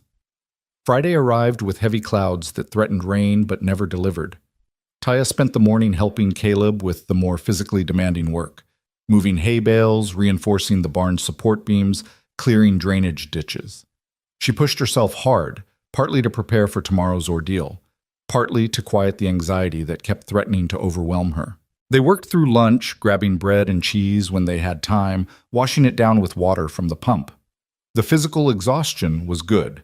It left less energy for worry. In the late afternoon, as the sun broke through the clouds and painted everything gold, Caleb called a halt.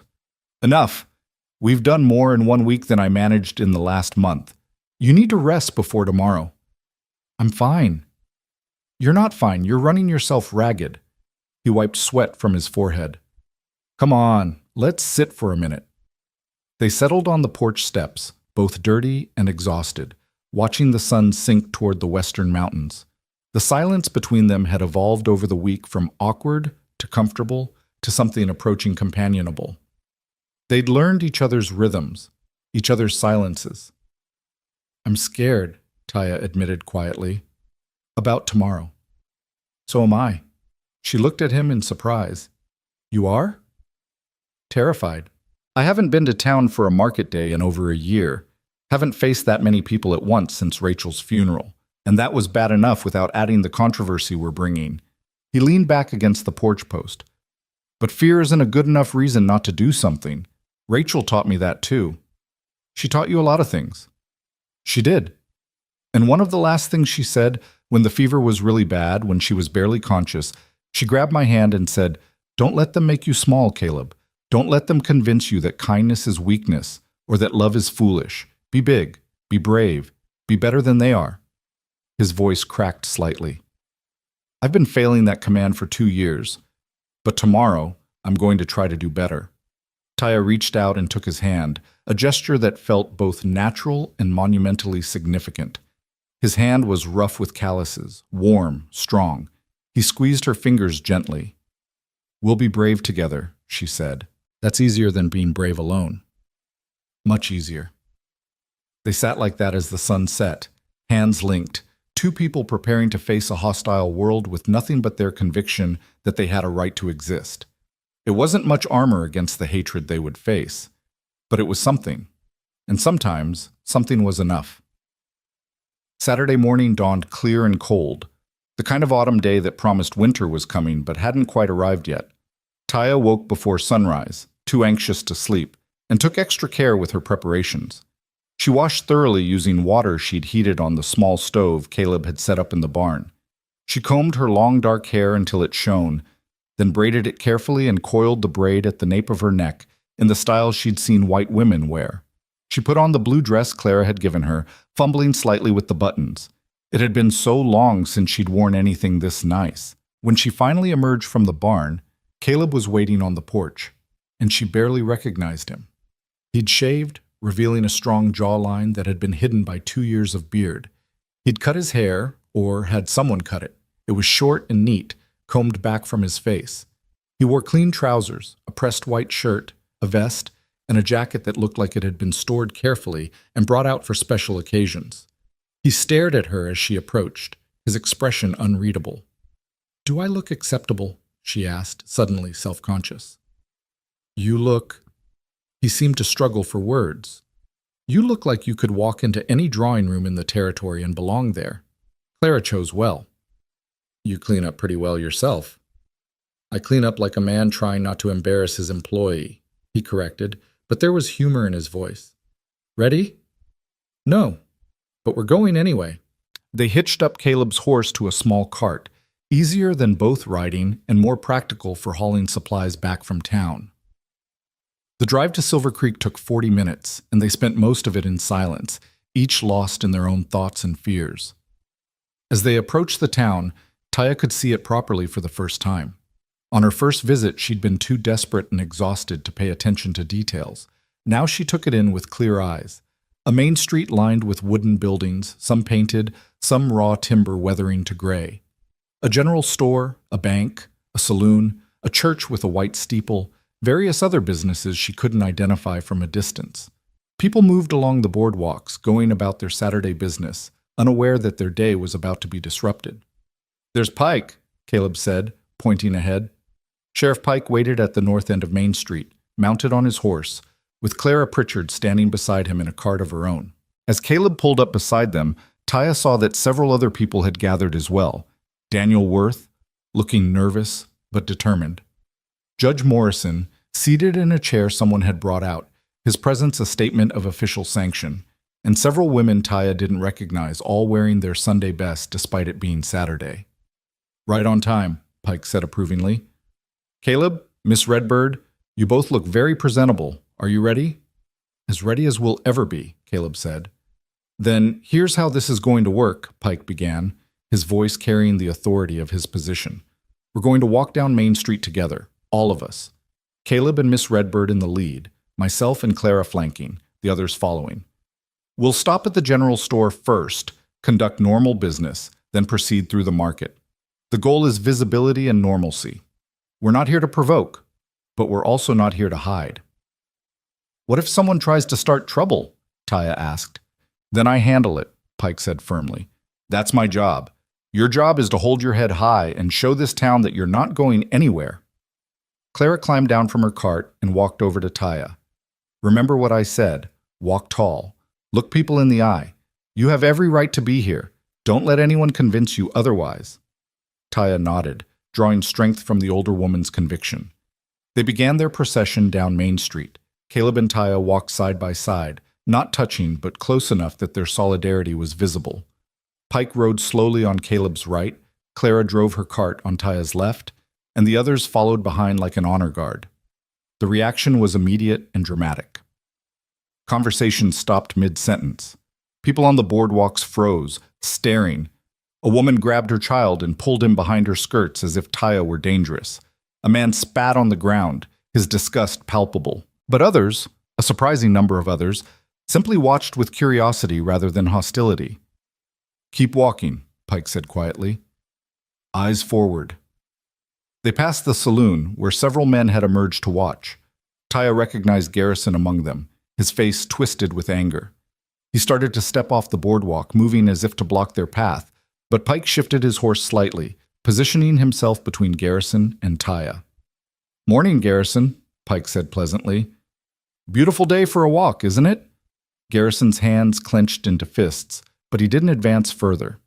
The presence of the sheriff, the judge, and several respectable townswomen created a barrier he apparently wasn't willing to cross. He stepped back onto the boardwalk, but his eyes followed them with undisguised hatred. They reached the general store, and Caleb helped Taya down from the cart. Her legs felt shaky, but she forced them to be steady. Together, they climbed the steps to the store entrance. The proprietor, a different man than the one who'd rejected Taya on her first visit, stood behind the counter, his expression carefully neutral. "Caleb, what can I do for you?" Morning, Jim. Need the usual supplies: flour, sugar, coffee, salt, maybe some dried beans and rice if you've got fresh stock. Caleb's voice was steady, normal, as if this were any ordinary shopping trip. Jim's eyes flicked to Taya, then away. Sure thing. Give me a minute to gather it up. While Jim collected supplies, Taya forced herself to look around the store. It was well stocked, organized, clearly successful. Other customers had been shopping when they entered, and all of them had gone silent, watching. A young woman with a baby on her hip. An elderly man examining tools. A middle-aged couple near the fabric section. The young woman was the first to break the silence. "That's a beautiful dress," she said softly, addressing Taya directly. Taya turned, surprised. "Thank you. The color suits you. Brings out the warmth in your skin." The young woman smiled tentatively. "I'm Margaret Foster. This is my son, Thomas." Taya Redbird. The introduction felt monumental, this simple exchange of names in a public space. "I know who you are. Whole town's been talking about you." Margaret shifted the baby to her other hip. "For what it's worth, I think what Mr. Holt did, giving you work, was Christian. More Christian than most folks in this town have been." "Margaret!" the middle-aged woman hissed from across the store. "Don't encourage this." "I'll encourage whatever I like, Mother," Margaret replied, her voice strengthening. "We're supposed to help those in need, aren't we? That's what the preacher says every Sunday. Miss Redbird was in need and Mr. Holt helped. I don't see what's complicated about that." The middle-aged woman's face reddened, but she said nothing more. The elderly man examining tools cleared his throat. "Girl's got a point, Martha. Hospitality's supposed to be a virtue, last I checked." Jim returned with the supplies, his expression still carefully neutral. "That'll be $7.60, Caleb." Caleb paid, and Jim counted the change with meticulous care. As he handed it back, he said quietly, "I heard about the petition Garrison's pushing. I didn't sign it. Won't sign it either. Man's got a right to hire who he wants on his own land." "I appreciate that, Jim," Caleb said. They carried the supplies outside where Pike was waiting. Clara had moved her cart closer, and she helped load the purchases with brisk efficiency. "First stop successful," she murmured. "Margaret Foster speaking up, that was good. She's well liked, and her opinion carries weight with some of the younger families." "I didn't expect support," Taya admitted. "Never underestimate the power of basic decency," Clara replied. "It's buried under fear in a lot of people, but it's there. Sometimes it just needs permission to surface." They continued through the market, a collection of stalls and carts where farmers and craftspeople sold their goods. The reactions here were more varied. Some vendors ignored them completely, pretending they didn't exist. Others stared openly, their expressions ranging from curiosity to disgust. But a few, a precious few, nodded in greeting or offered tentative smiles. At a produce stall, the farmer's wife, a round woman with flour-dusted hands, made a point of addressing Taya directly. "Those squash you're looking at, fresh picked this morning. Best in the territory, if I do say so myself." "They look wonderful," Taya said carefully, unsure if this was genuine friendliness or a trap. "Take 3 for the price of 2. First-time customer discount." The woman winked. "Name's Ida Brennan. And before you ask, yes, my husband's the one who delivers supplies. And yes, he came home Tuesday spouting nonsense about you. I set him straight. Man's got a good heart, but sometimes his brain doesn't engage before his mouth does." Taya bought the squash, touched by this small gesture of kindness from an unexpected source. They were halfway through the market when trouble finally materialized. Garrison appeared with 4 other men, the same group that had ridden out to the ranch. They positioned themselves to block the path forward, arms crossed, faces hard. "This has gone far enough," Garrison announced loudly, his voice carrying across the market. "We're not going to stand by and watch our town be corrupted by savages." The word hung in the air like poison. Taya felt it hit her chest like a physical blow, felt old wounds tear open. Beside her, Caleb went rigid with anger. But before either of them could respond, Sheriff Pike dismounted and walked forward, placing himself between them and Garrison. "That's enough, Garrison," Pike said, his voice dangerously quiet. "You're disturbing the peace." "I'm disturbing the peace? She's the one who doesn't belong here?" Garrison gestured wildly at Taya. She's a bit careful, Pike interrupted. Very careful what you say next, because if you finish that sentence with anything other than human being deserving of respect, I'm going to arrest you for harassment and hate speech. You can't arrest me for speaking the truth. I can arrest you for threatening behavior in a public space. I can arrest you for creating a disturbance. I can arrest you for a dozen different things, and believe me, I'm looking for an excuse right now. Pike's hand rested on his gun belt. So here's what's going to happen. You and your friends are going to step aside and let these people pass. Then you're going to go about your business without further incident, or you're going to spend the rest of Saturday in a jail cell. Your choice. Garrison looked around, clearly hoping for support from the crowd that had gathered. But Judge Morrison had stood up from his chair, his presence a reminder of legal authority. Clara Pritchard had moved to stand beside Taya, her expression fierce.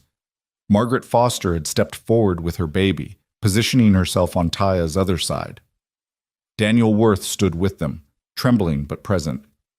And scattered through the crowd, other faces showed not agreement with Garrison, but discomfort with his tactics. "This isn't over," Garrison finally said, but he stepped aside.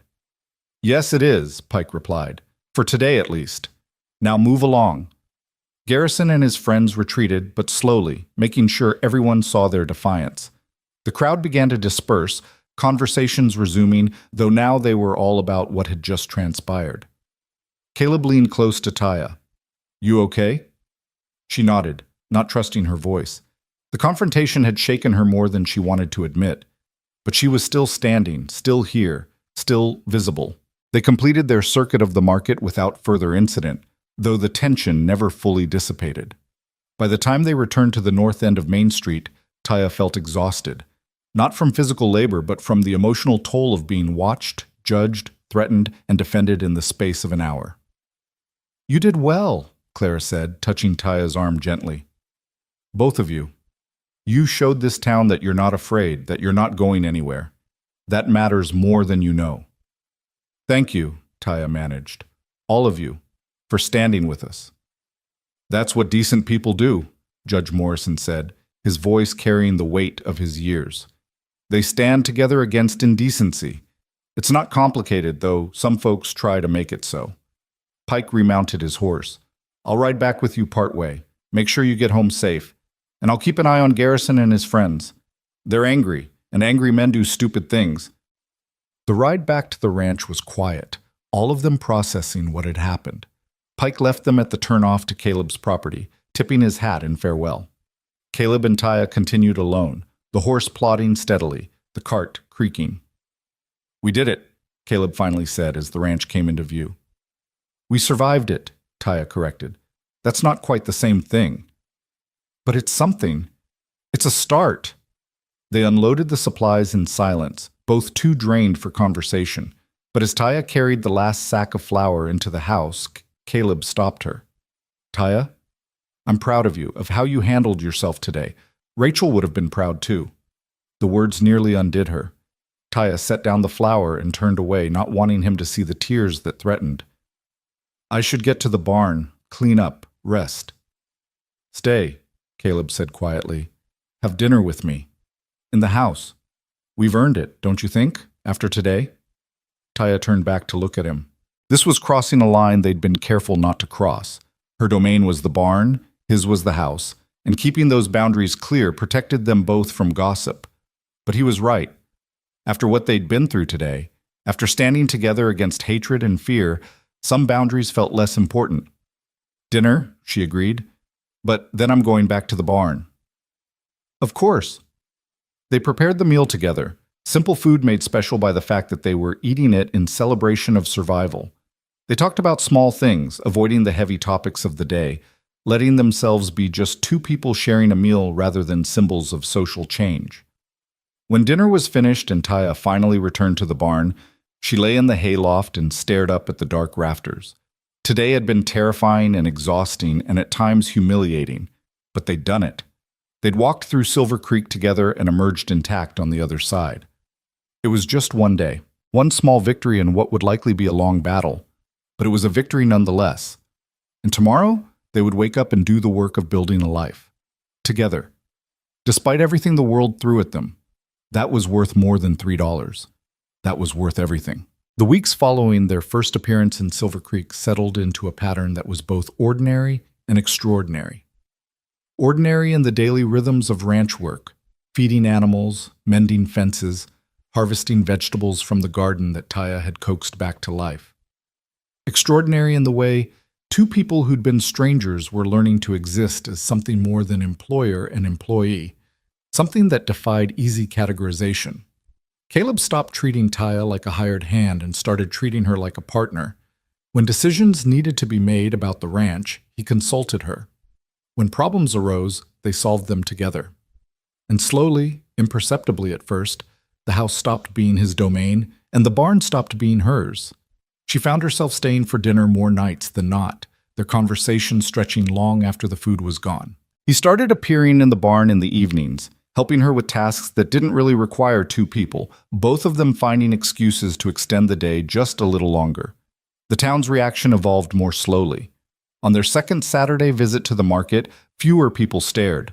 On the third, a few more vendors engaged them in actual conversation beyond the transaction of commerce. Margaret Foster became a regular friendly face, often seeking Taya out to chat about her son's teething troubles, or to ask advice about preserving food. Taya's methods, learned from her grandmother, were different from the white settlers' ways, but often more effective. But not everyone softened. Garrison and his core group of supporters remained hostile, though Sheriff Pike's watchful presence kept their hostility from escalating into action. The petition to invalidate employment contracts between white landowners and Indian workers gained signatures, 37 in total, before Judge Morrison formally rejected it as unconstitutional and refused to hear any challenge. That should have been the end of it, but Taya knew better. Hatred didn't disappear just because the law said it should. October gave way to November, and November brought the first real cold. Frost appeared on the ground in the mornings, and Taya's breath plumed white in the pre-dawn darkness of the barn. She'd fashioned herself a better sleeping arrangement with extra blankets Caleb had insisted she take, but the barn was not built for winter comfort. On a particularly cold Tuesday morning, she emerged shivering to find Caleb waiting on the porch with 2 cups of steaming coffee. "That's it," he said without preamble. "This has gone on long enough." "What has?" "You freezing in that barn every night. Winter's coming for real, Taya. In another month, it'll be below freezing most nights. You'll be miserable, maybe sick." He held out one of the cups. "Move into the house." Taya took the coffee, but shook her head. "We've talked about this. People already gossip. If I move into the house, then they'll gossip more." "So what? They're already gossiping. They've been gossiping since day one. At least you'll be warm and safe." He set his cup down, his expression serious. "Look, I know why you've been keeping that boundary. I know you think it protects both of us. But I'm telling you right now, I don't care what people think anymore. I care that you're comfortable and healthy. The house has a spare room, Rachel's sewing room. It's small, but it's got a bed and a stove vent that keeps it warm. It's yours if you want it." "Caleb, no conditions, no expectations. Just a warm place to sleep that doesn't require you to burrow under 6 blankets and still wake up cold." He picked up his coffee again. "Think about it. But think fast, because that storm rolling in tonight is going to drop temperatures another 10 degrees. He was right about the storm. It hit just after sunset, bringing wind that howled around the barn and found every crack and gap in the walls. Taya huddled under her blankets, teeth chattering, trying to convince herself that this was fine, that she'd survived worse, that maintaining boundaries was worth a little discomfort. But by midnight, with the temperature still dropping and her body refusing to generate enough heat, she admitted defeat. She gathered her few belongings, the blue dress, her worn work clothes, the $3 silver she still kept, and fought her way through the wind to the house. She knocked, hating that she had to, hating that she was giving in. The door opened immediately, and Caleb stood there already dressed, as if he'd been waiting. "Smart decision," he said, stepping aside. "Come on, I've got the stove going." The house was blessedly warm after the barn's bitter cold. Caleb led her down a short hallway to a small room at the back. He'd been busy in the hours since their morning conversation. A bed had been made up with clean sheets and a thick quilt. A small table held a pitcher and basin, and a lantern cast warm light across walls painted a soft yellow. "It was Rachel's space," Caleb said quietly. "She'd sew in here during the day, work on quilts and mending. I haven't changed anything, but I've kept it clean. Thought maybe someday—" He trailed off, then cleared his throat. "Anyway, it's yours now, for as long as you need it." Taya set down her bundle, running her hand across the quilt. "This is too much. It's a room. In a house that has 3 rooms standing empty, nothing about this is too much." He moved toward the door, then paused. "Taya, I'm glad you came inside. I was worried about you out there." After he left, Taya sat on the edge of the bed and tried to process what had just happened. She'd crossed another threshold, literally and figuratively. She was no longer the hired help who slept in the barn. She was something else now, something that didn't have a name yet, but felt significant. The next morning, she woke to the smell of coffee and bacon and the sound of Caleb moving around in the kitchen. When she emerged, dressed in her work clothes and with her hair braided, he was setting 2 plates on the table. "Figured we might as well have breakfast together if we're both starting from the same place," he said, his tone casual but his eyes watching her carefully, checking if she regretted last night's decision. "Makes sense," she agreed and sat down. They ate in comfortable silence, a pattern they'd established over weeks of shared meals. But this felt different, more domestic, more intimate. They weren't employer and employee having a working lunch. They were 2 people sharing a home, sharing space, sharing a life. The town noticed immediately, of course. On their next visit to Silver Creek, the whispers were louder, the stares more pointed, but Clara Pritchard shut down the worst of it with her characteristic bluntness. "Miss Redbird moved into the house because it's winter and the barn is freezing," she announced to a group of gossiping women outside the general store, her voice loud enough to carry. "She's living in the spare room like any sensible employee would. If you find that scandalous, the problem is with your minds, not their actions." Still, the damage was done. The gossip took on a new flavor, speculation about impropriety, suggestions that Caleb had been corrupted, insinuations about Taya's motives. It all came to a head 3 weeks later when the preacher himself, Reverend Thomas Whitmore, arrived at the ranch unannounced. Taya was in the garden, harvesting the last of the winter squash, when she heard the carriage. She straightened, wiping dirt from her hands, and watched as an elderly man in black descended with the careful movements of someone whose joints protested every motion. Caleb emerged from the barn, his expression wary. "Reverend Whitmore, this is unexpected." "I felt it was time we had a conversation, Mr. Holt," the Reverend said, his voice carrying the weight of moral authority. "About your situation." "My situation is just fine, Reverend." "Is it?" Whitmore's gaze swept over to Taya, standing in the garden with dirt under her nails and squash at her feet. "There's been talk, Caleb, serious talk, about the propriety of your arrangement with this woman. Her name is Taya Redbird," Caleb said, his voice hardening. "And our arrangement is legal, documented, and none of anyone's business. Everything that happens in this community is the community's business. We're all accountable to each other and to God." Whitmore clasped his hands behind his back. "The Bible is clear about the company we keep, about maintaining appearances." "The Bible is also clear about helping those in need," Taya interrupted, stepping forward. "About showing mercy to strangers, about not judging others lest you be judged yourself. Or do those parts not count when it's inconvenient?" Whitmore's eyebrows rose. "You quote scripture?" "My mother was taught by missionaries. She taught me. I know what your book says about love and compassion and treating others as you'd want to be treated." Taya crossed her arms. "Seems to me your congregation remembers the parts about judgment, but forgets the parts about mercy." "The concern isn't your employment," Whitmore said stiffly. "It's the living arrangement. An unmarried man and an unmarried woman under the same roof, in separate rooms," Caleb cut in, "with separate lives, working a ranch together because that's what the ranch requires. Perception matters, Mr. Holt, and the perception is that something inappropriate is happening here." "Then people need better imaginations," Caleb said flatly. "Is that all, Reverend? Because we have work to do." Whitmore looked between them, his expression a mixture of frustration and something that might have been genuine concern. "I'm not your enemy, Caleb. I remember Rachel." I remember how devoted you were to her. I remember the man you were before grief closed you off, and I see you now coming back to life, finding purpose again. That's good. But the path you're walking is dangerous for both of you.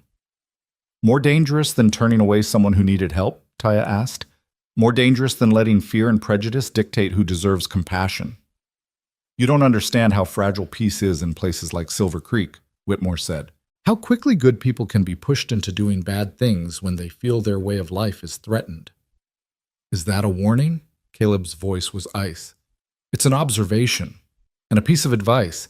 If you care about Miss Redbird's safety, consider making your arrangement more permanent, more socially acceptable. What are you suggesting? Taya demanded. Whitmore met her eyes. I'm suggesting that marriage would solve a great many problems. It would legitimize your living situation, protect you both legally, and remove the ammunition your detractors are using against you. The word hung in the air between them, massive and impossible. Taya felt her heart hammering. Marriage.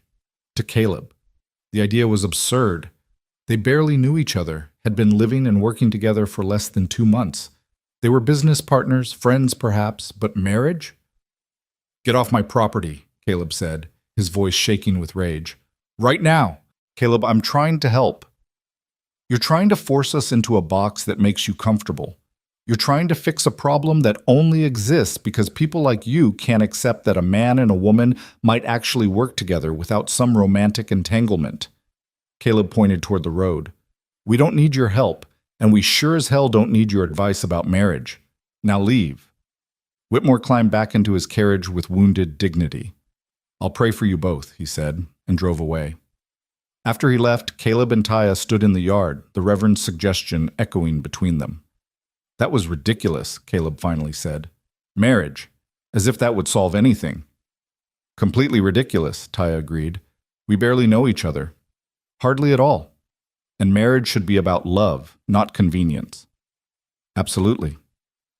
They were both quiet for a moment. Then Caleb said, Though I suppose it would solve the legal problems and the gossip. It would make things simpler, Taya admitted, in a practical sense. Very practical. Another pause. Taya bent to pick up a squash, needing something to do with her hands. Rachel wouldn't want you to marry someone just to satisfy the town's sense of propriety. No, she wouldn't. Caleb kicked at the dirt. She'd want me to marry someone I respected, someone I trusted, someone who made me want to be better than I am. Taya looked up at him, heart in her throat. Caleb, I'm not proposing, he said quickly. I'm just thinking out loud. Badly. He ran his hand through his hair. I should get back to work. Forget I said anything. He walked back toward the barn, leaving Taya standing in the garden with a squash in her hands and her mind spinning. Marriage.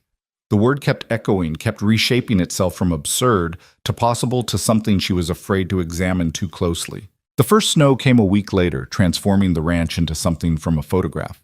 Pristine and beautiful and bitterly cold. They worked together to winterize everything, preparing for the hard months ahead. And in the evenings, they sat by the fire and talked about everything except the conversation with Whitmore, the suggestion that still hung between them unaddressed. December arrived, and with it came unexpected trouble. Caleb had ridden into town alone for supplies, insisting Taya stay home because the roads were icy and dangerous. He'd been gone for 3 hours, longer than expected, when Sheriff Pike appeared at the ranch, his expression grim. Miss Redbird, you need to come with me. There's been an incident. Taya's blood went cold. What kind of incident? Where's Caleb? He's all right, mostly, but there was a fight at the saloon. Garrison and his friends cornered him, started saying things about you. Caleb threw the first punch. Pike's mouth was a tight line. Turned into a full brawl. Took 4 men to pull them apart. Caleb's got a black eye and some bruised ribs, but he's insisting he won't press charges if they won't. I'm trying to mediate, but he's being stubborn. Thought maybe you could talk sense into him. They rode into town together, Pike explaining the details as they went. Garrison had confronted Caleb in the general store, made crude remarks about Taya, suggested that Caleb was being manipulated. Caleb had told him to shut his mouth. Garrison had kept talking, and Caleb had introduced his fist to Garrison's jaw. The thing is, Pike said as they approached the sheriff's office, Garrison's talking about filing assault charges. His friends are backing up his version, that Caleb attacked unprovoked. It could get ugly. They found Caleb sitting in Pike's office, holding a cloth to his swelling eye. When he saw Taya, he tried to stand, then winced and sat back down.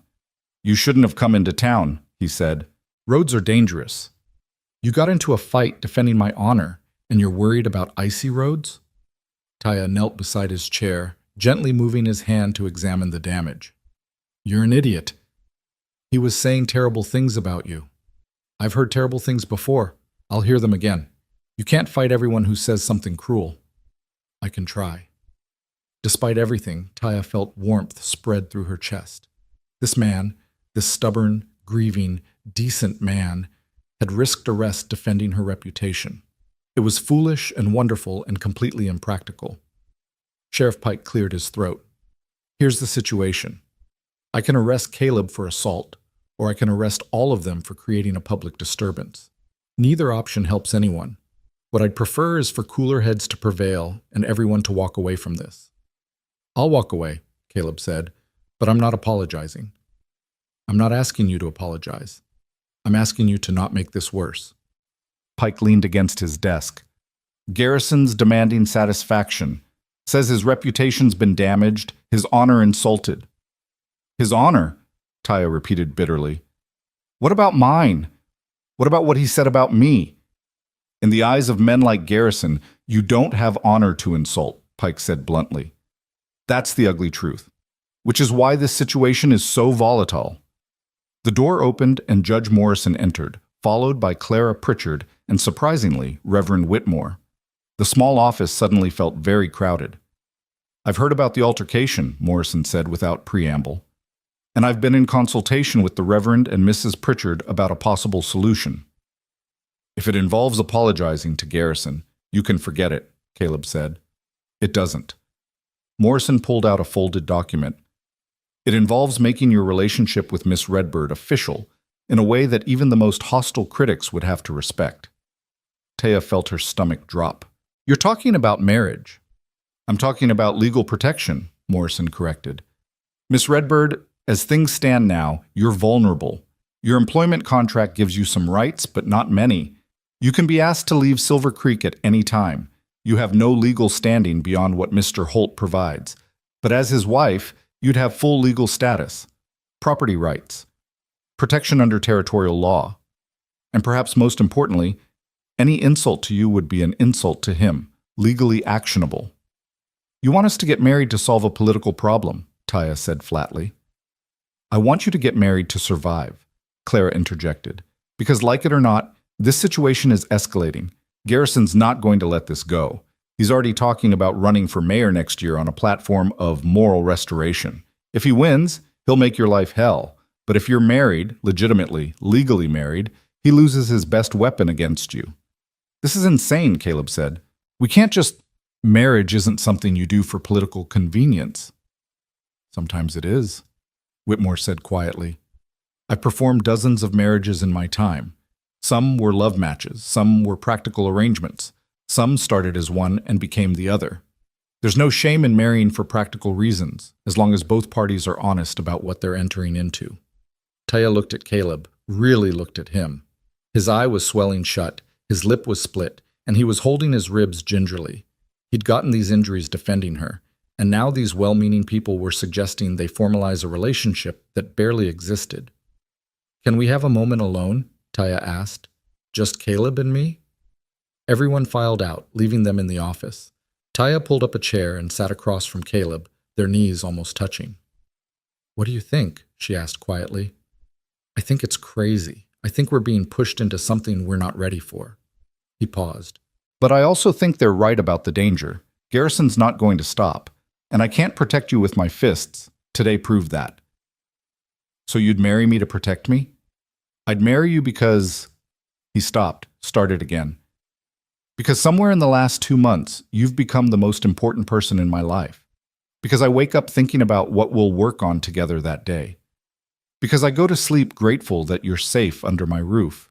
Because when Garrison said those things about you, I didn't think, I just acted. And that scared me. How much I cared." Taya felt tears prick her eyes.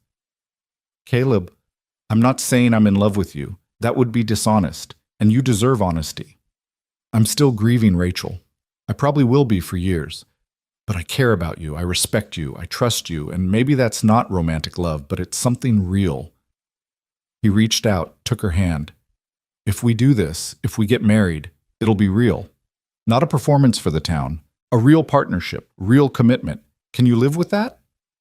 Taya looked down at their joined hands. His was rough with calluses, strong, warm.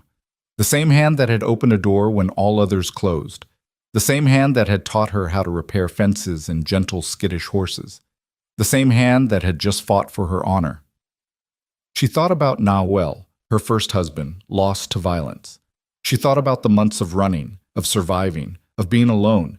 And she thought about the last 2 months here, on this ranch, with this man, working together, building together, becoming something neither of them could have predicted.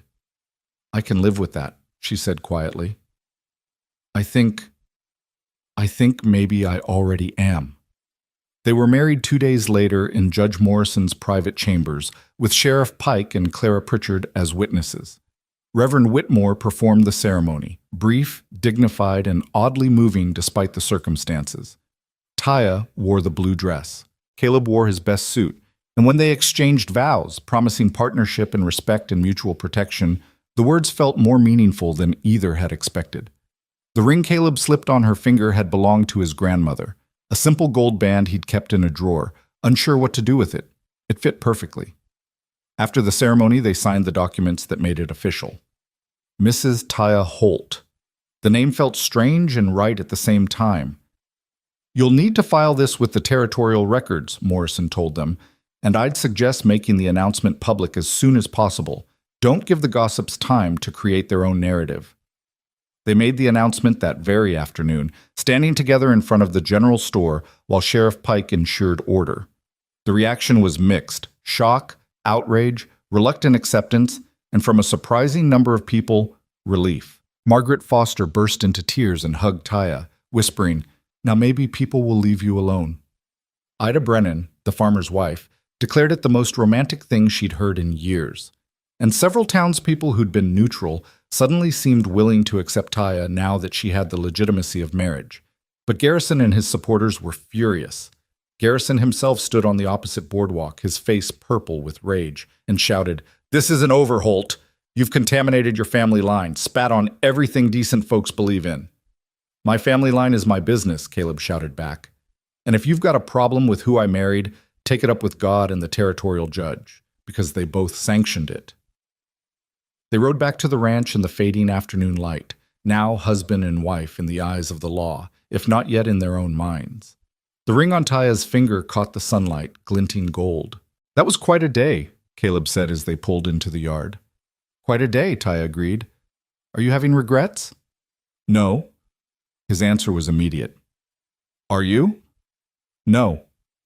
And she was surprised to find she meant it.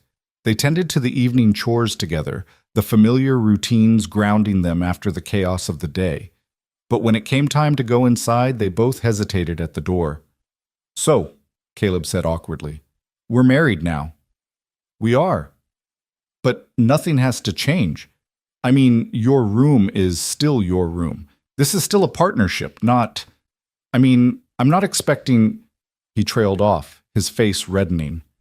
Taya took pity on him. "I know what you're not expecting, and you're right. Nothing has to change. Except now I'm legally protected, and people have one less thing to gossip about." "Right, exactly." He opened the door. "So, dinner?" "Dinner sounds good." They prepared the meal together as they had for weeks, but now there was a new awareness between them. The word wife and husband hung in the air, reshaping everything even as they tried to pretend it didn't. Winter deepened and life on the ranch continued. But slowly, imperceptibly, things did change. Not in dramatic ways, but in small accumulations of intimacy. Caleb started calling her by her first name without the Miss prefix. Taya began leaving her door open in the evenings, allowing conversation to flow more easily between her room and the rest of the house. They developed private jokes, finished each other's sentences, moved around each other in the kitchen with the unconscious choreography of people who knew each other's rhythms. And one night in late January, when a blizzard howled outside and the stove in Taya's room couldn't quite keep out the cold, Caleb appeared at her door with extra blankets. "Thought you might need these," he said. "Temperature's dropping fast." "Thank you." She took the blankets, but he didn't leave. He stood in the doorway, something unspoken in his expression. "Taya, can I ask you something?" "Of course." "Are you happy?" "Here, with me, with this life we're building?" She considered the question carefully, wanting to give him honesty. "I'm not sure happy is the word. I'm content, safe, purposeful. I wake up without dread, and I go to sleep without fear. That's more than I've had in years." "But you're not happy. Are you?" He leaned against the doorframe. "I'm less sad than I was. That's something, and I'm grateful for your presence, your partnership. But you're right. Happy isn't quite the word yet." "Maybe that comes later," Taya suggested. "Maybe we're building toward it." "Maybe." He smiled, a real smile, warm and genuine. "Good night, Mrs. Holt." "Good night, Mr. Holt." He closed the door and Taya lay down under the extra blankets, thinking about happiness and contentment and the difference between them.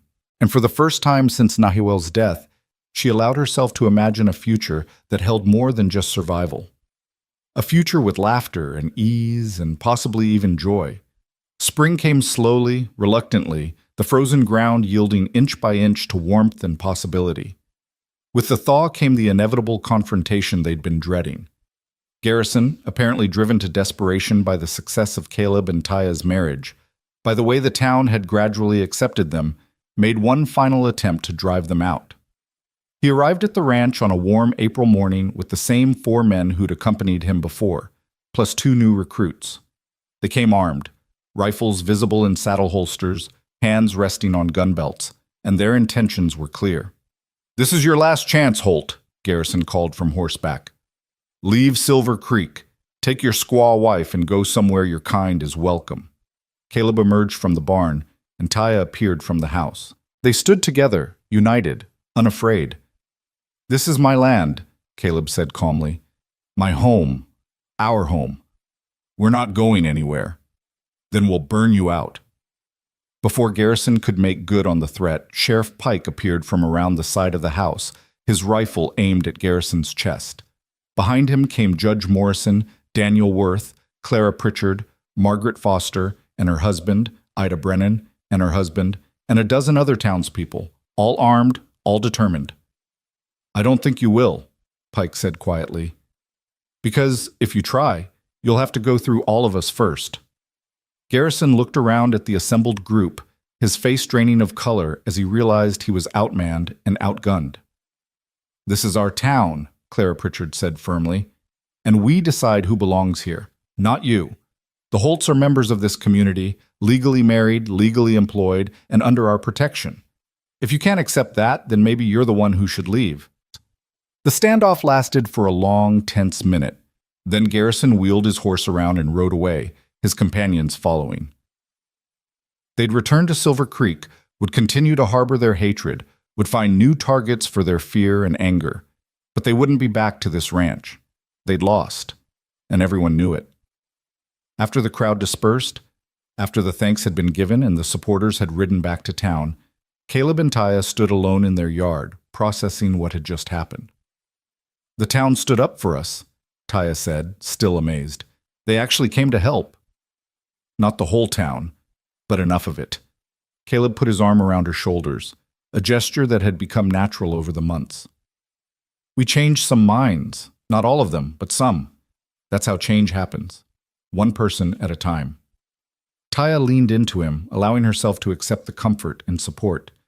"Your wife would be proud of you, of what you've built here." "What we've built," he corrected. "This isn't just my ranch anymore, it's ours. You've put as much work and heart into it as I have." She looked up at him, at this man who'd opened his door when all others closed, who'd given her not just work but dignity, not just shelter but home. And somewhere in that look, something shifted. The careful partnership they'd maintained, the respectful distance, the boundaries they'd drawn, all of it dissolved. "Caleb," she said quietly, "I think I'm falling in love with you." He went very still. "Taya, I know we married for practical reasons. I know you're still grieving Rachel, and that's okay. I'm not asking for anything you can't give. I just wanted you to know that somewhere between that first night and now, you became more than a refuge. You became home." Caleb cupped her face gently with both hands. "I think I've been falling in love with you too. Slowly, without realizing it. The way spring comes. So gradual you don't notice until suddenly everything's green and alive and beautiful." He kissed her forehead tenderly. "Rachel will always be part of my past, part of who I am. But you're my present, my future. And I'm grateful every day that you knocked on my door with $3 and a desperate need for water." "Best $3 I ever spent," Taya said, and kissed him properly, deeply, letting years of fear and loneliness and grief dissolve into something new, something that tasted like hope. They stood there in the spring sunshine, two broken people who'd somehow managed to make each other whole. The road had been hard and would likely be hard again. Prejudice didn't disappear overnight, and Silver Creek would probably always have its garrisons, its small-minded, fearful souls who saw difference as threat. But they would face it together. Later that evening, as they sat on the porch watching the sun set over the prairie, Taya pulled the $3 from her pocket. She'd kept them all this time, even after she'd started earning money, even after she'd become Mrs. Holt with full legal rights and protections. They'd become a talisman, a reminder of how far she'd come.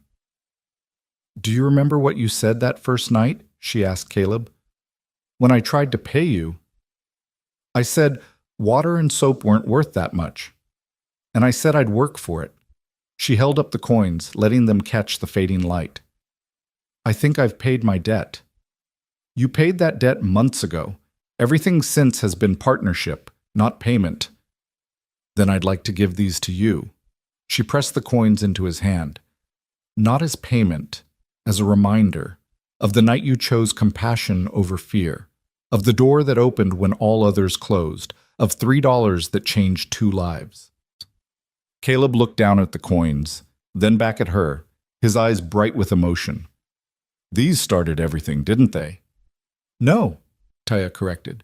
"You did, when you listened to your wife's voice reminding you what mercy costs. These were just the excuse." He closed his fingers around the coins, then reached for her hand with his free one, linking them together. "What should we do with them?" "Keep them. Frame them, maybe. Tell our children about them someday." "Children," Caleb repeated, the word full of possibility and hope. "You want children?" "I want a future. And children are part of that. If you're willing." "I'm willing," he said.